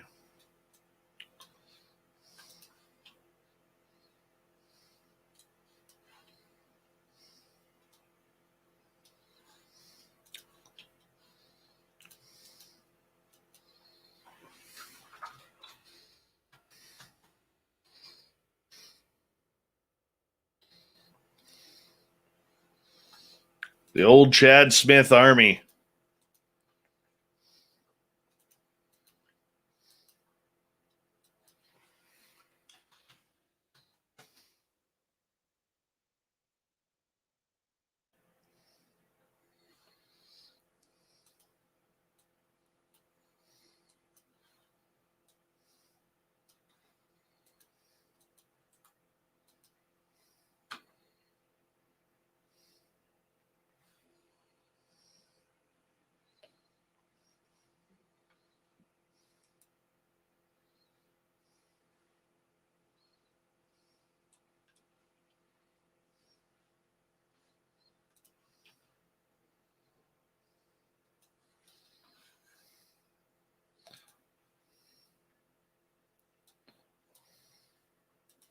Merle says he's in bed. He's not coming back on.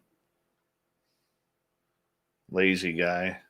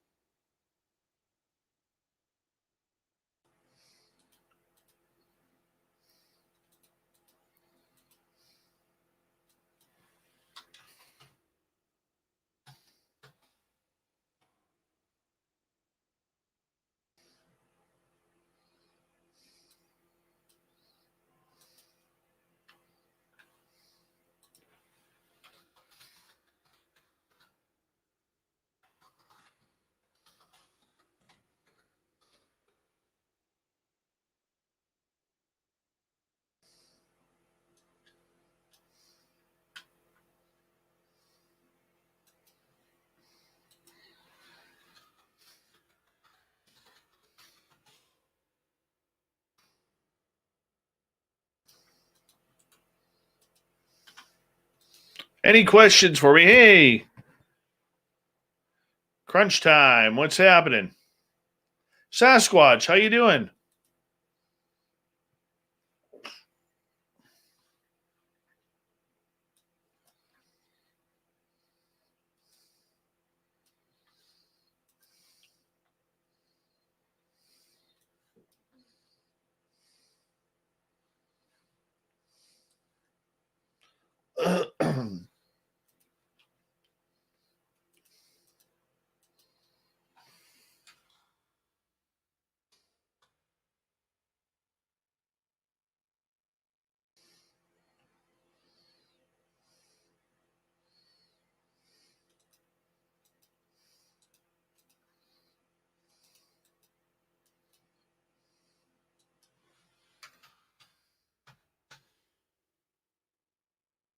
Any questions tonight?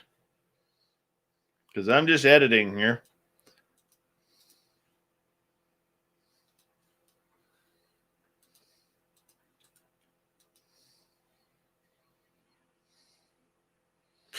Is there anyone?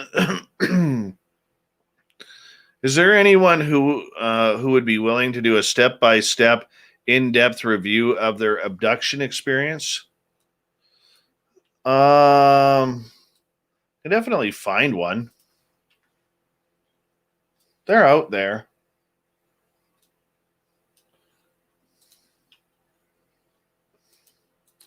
Definitely find one.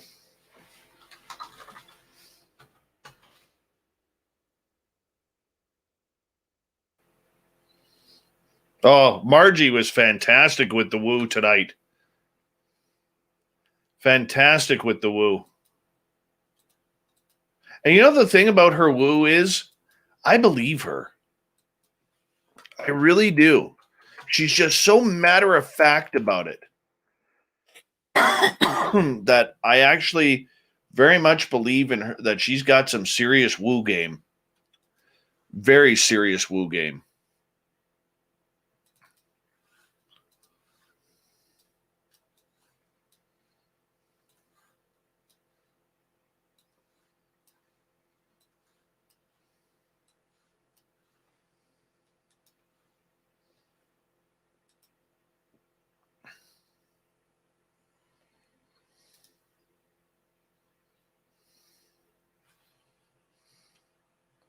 Yeah, no problem, man.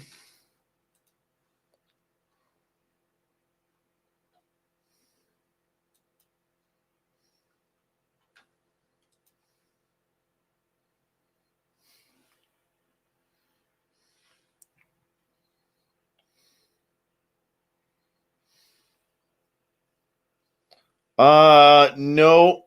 The links, I think John, let me ask him here. Do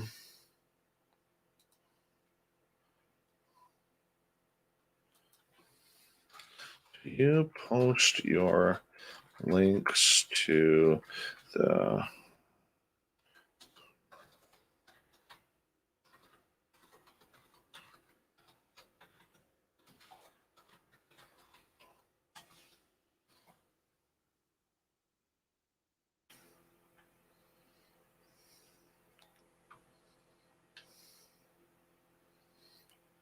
If he's not, Tony, that's a good idea. Oh, John, yeah. Well, John's YouTube, like what we do tonight, it won't be posted until tomorrow. Can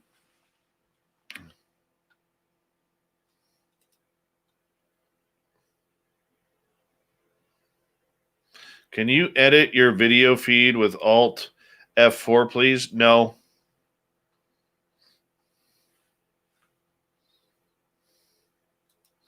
No.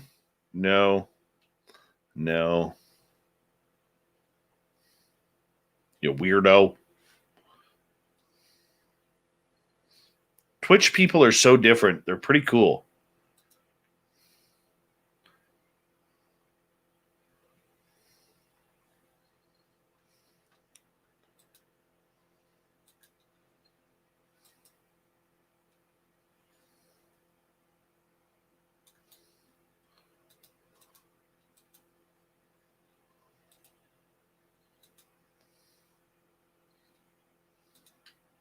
Tomorrow night on the show, Grant Cameron and Nicole Sackich are here talking about their new book, Triangles and Aliens. It's going to be fantastic.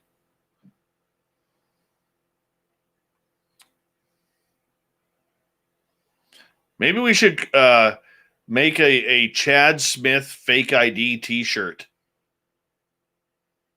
That would be kind of cool.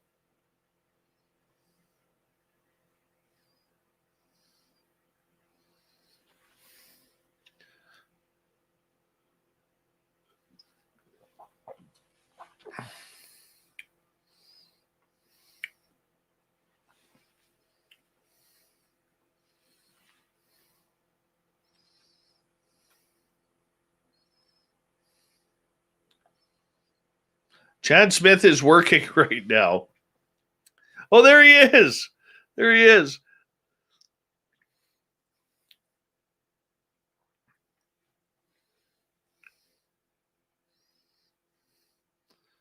Well, I'm not adding any more Chad Smith t-shirts until all of you get over to our website and to the store and get yourself a Chad Smith Wrench shirt.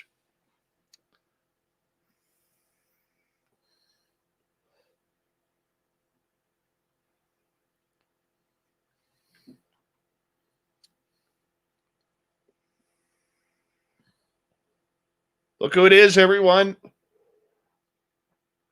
It's gorgeous and talented Jordan Ashley Pettit, the much lovelier half of Travis DeLuca.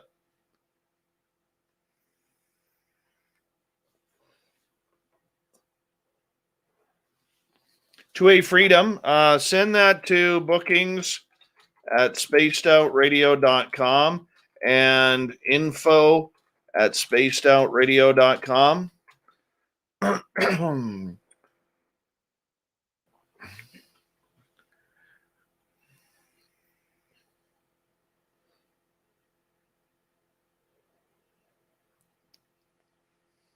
If I'm in Vegas, I'm always betting on Chad Smith.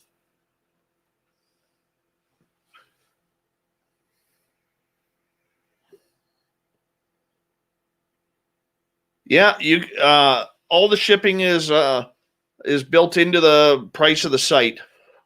I do believe you can.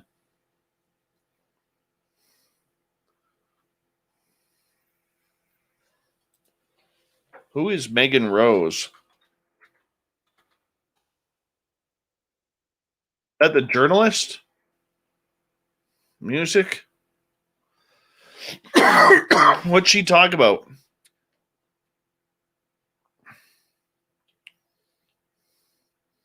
There's a lot of good-looking Megan Roses out there. Oh, my goodness.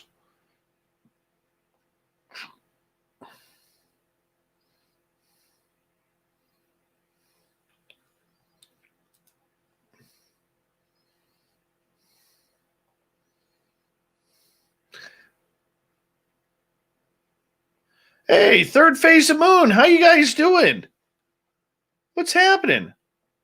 I'm in your next documentary.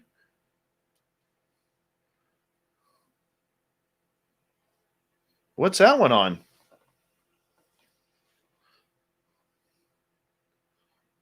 I didn't know. Hi, sweet Susan B. How are you? I'm always excited when the third phasers come in. They're good guys.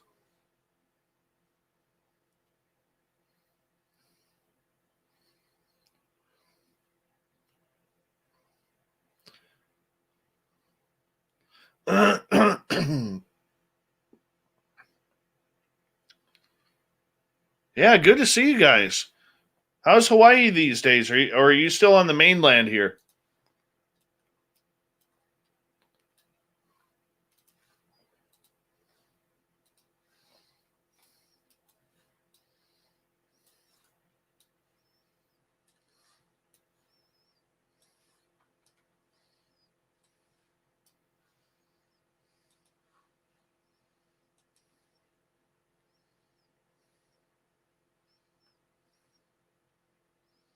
This is great, Chad Smith. I'd never remember to wear my seatbelt if it wasn't for third phase of moon. That is friggin' awesome.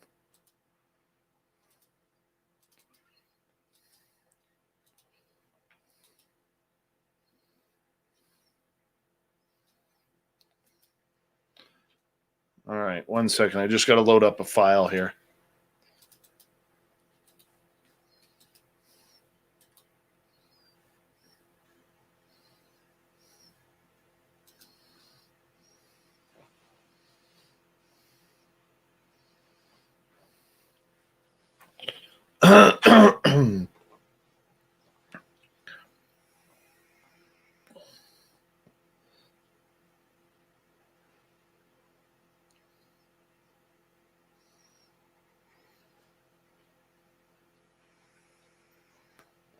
Well, thanks for that, guys. Thanks for that. I appreciate that. Is that from what we did like a few months ago previously?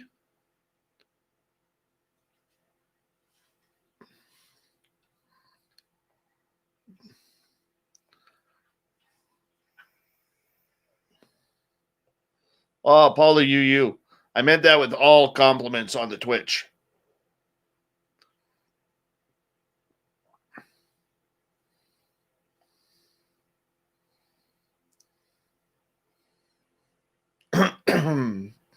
When's that coming out, third phase?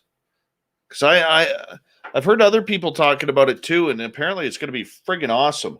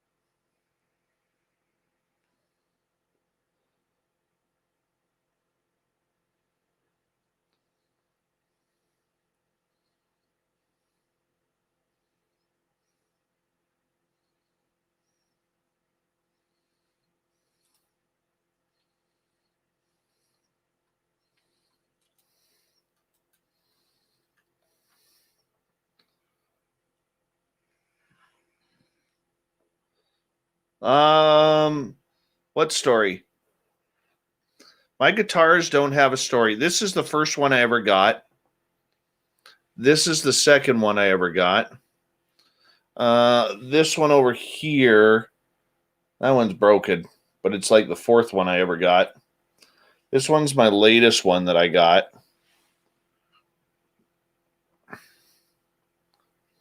Guitars are addicting. They really are. It's an expensive game. I haven't moved up in that expensive guitar category yet.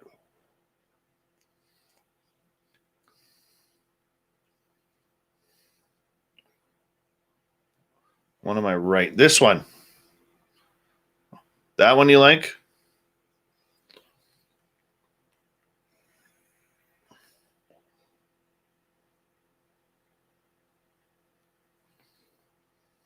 I got my guitar lesson tomorrow.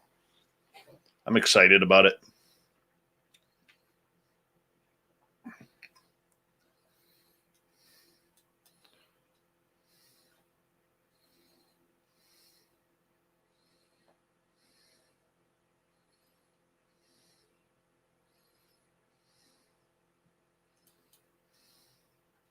Hey, good night, Super Duke. Hey, have a great and safe trip looking for Sasquatch, man. And please say hi to Will for me if you don't mind. Would appreciate that.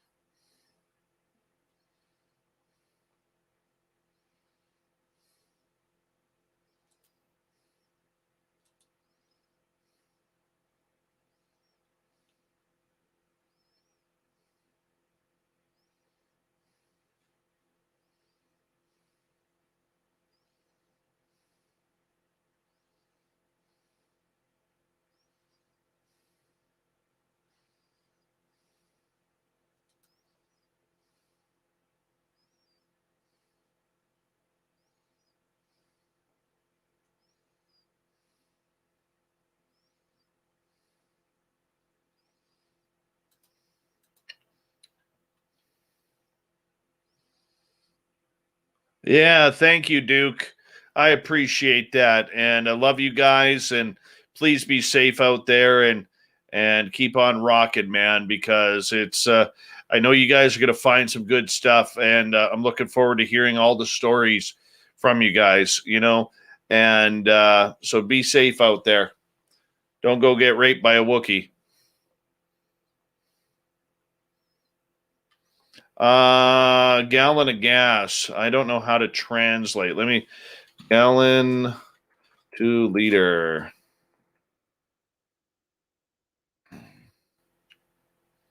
Cost.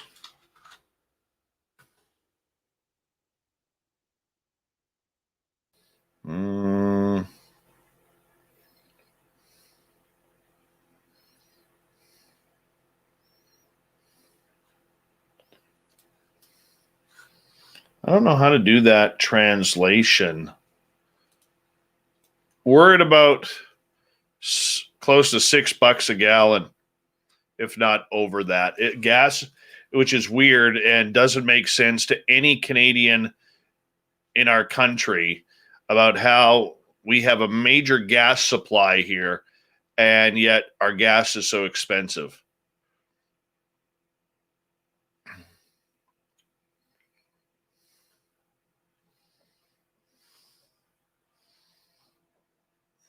Let me do this here first.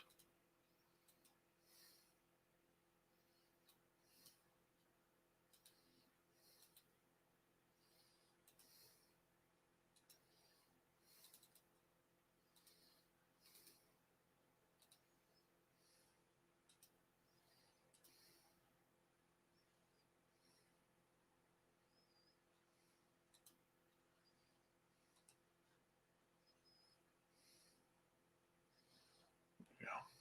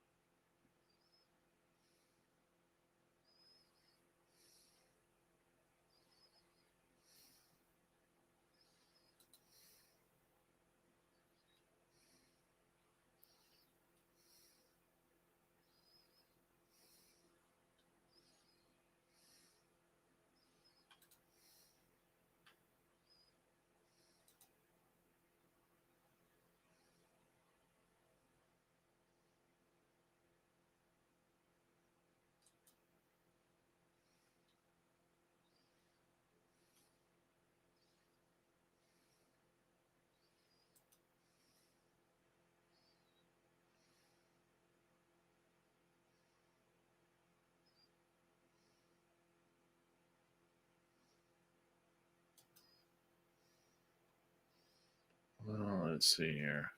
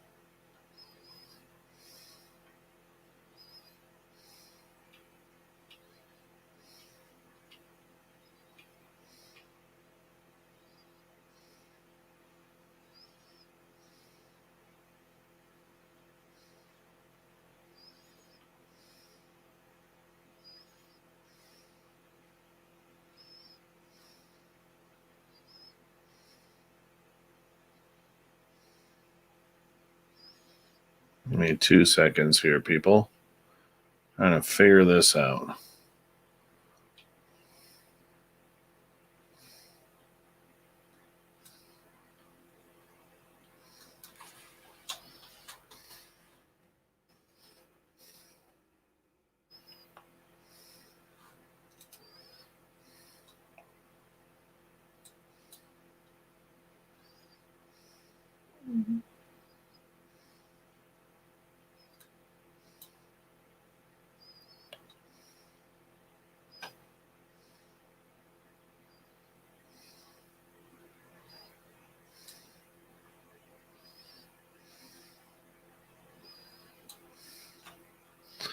There. That is gone. At least I think it is.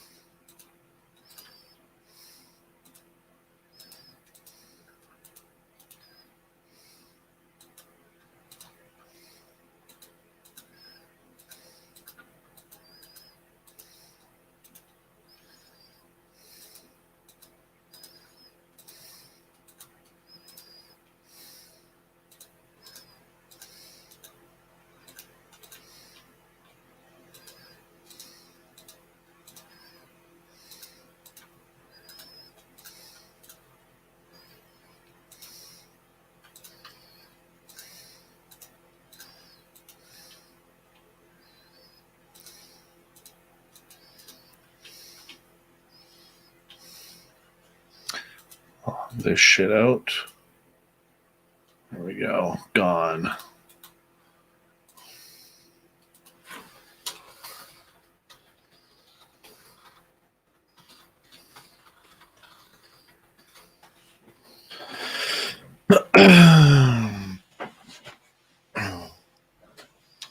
Oh, yeah. There we go.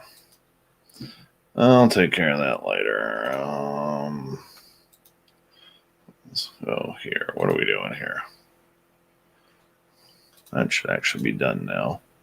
Uploaded 6 files. Well, let's share them to KZAX.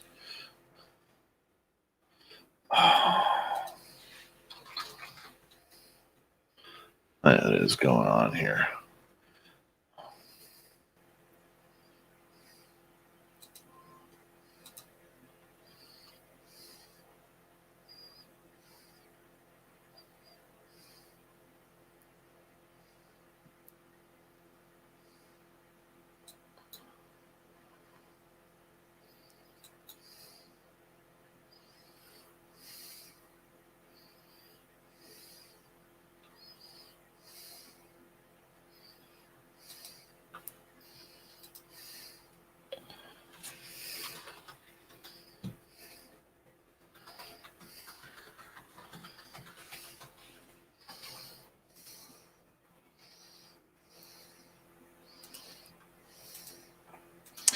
All right.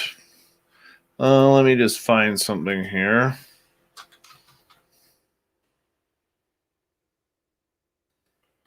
And, copy that. I need to put that there. Paste. Share folder. Turn that off. As we start to shut things down here tonight. And kind of go from there.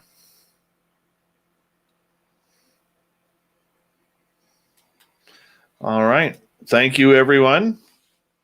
That's awesome, John. Yeah, I don't breathe very well out of my nose, Jules. I don't breathe very well out of my nose. It's broken, and I don't want to get it fixed again. So I end up breathing out of my mouth. Tomorrow night on the show, Grant Cameron and our good friend Nicole Sasquatch talking about their latest book. And we'll have you all back tomorrow. Thank you to Spooky, to Longhorn Paranormal, Pascal, and Robert. Remember that the Super Chat is a great way to support what we do on a nightly basis for this show excuse me. And we appreciate all of your support here on Spaced Out Radio. So thank you so much for doing that. And also big thank you to everybody who has subscribed to us on Twitter, on Facebook, for our Spaced Out Radio group on Instagram, and for our subscribers here, all the veterans who are listening in as well. We really do appreciate you. We'll talk to you all tomorrow night. Thank you so much for a fun night with Merle and Margie Kay. We'll talk to you soon. Take care.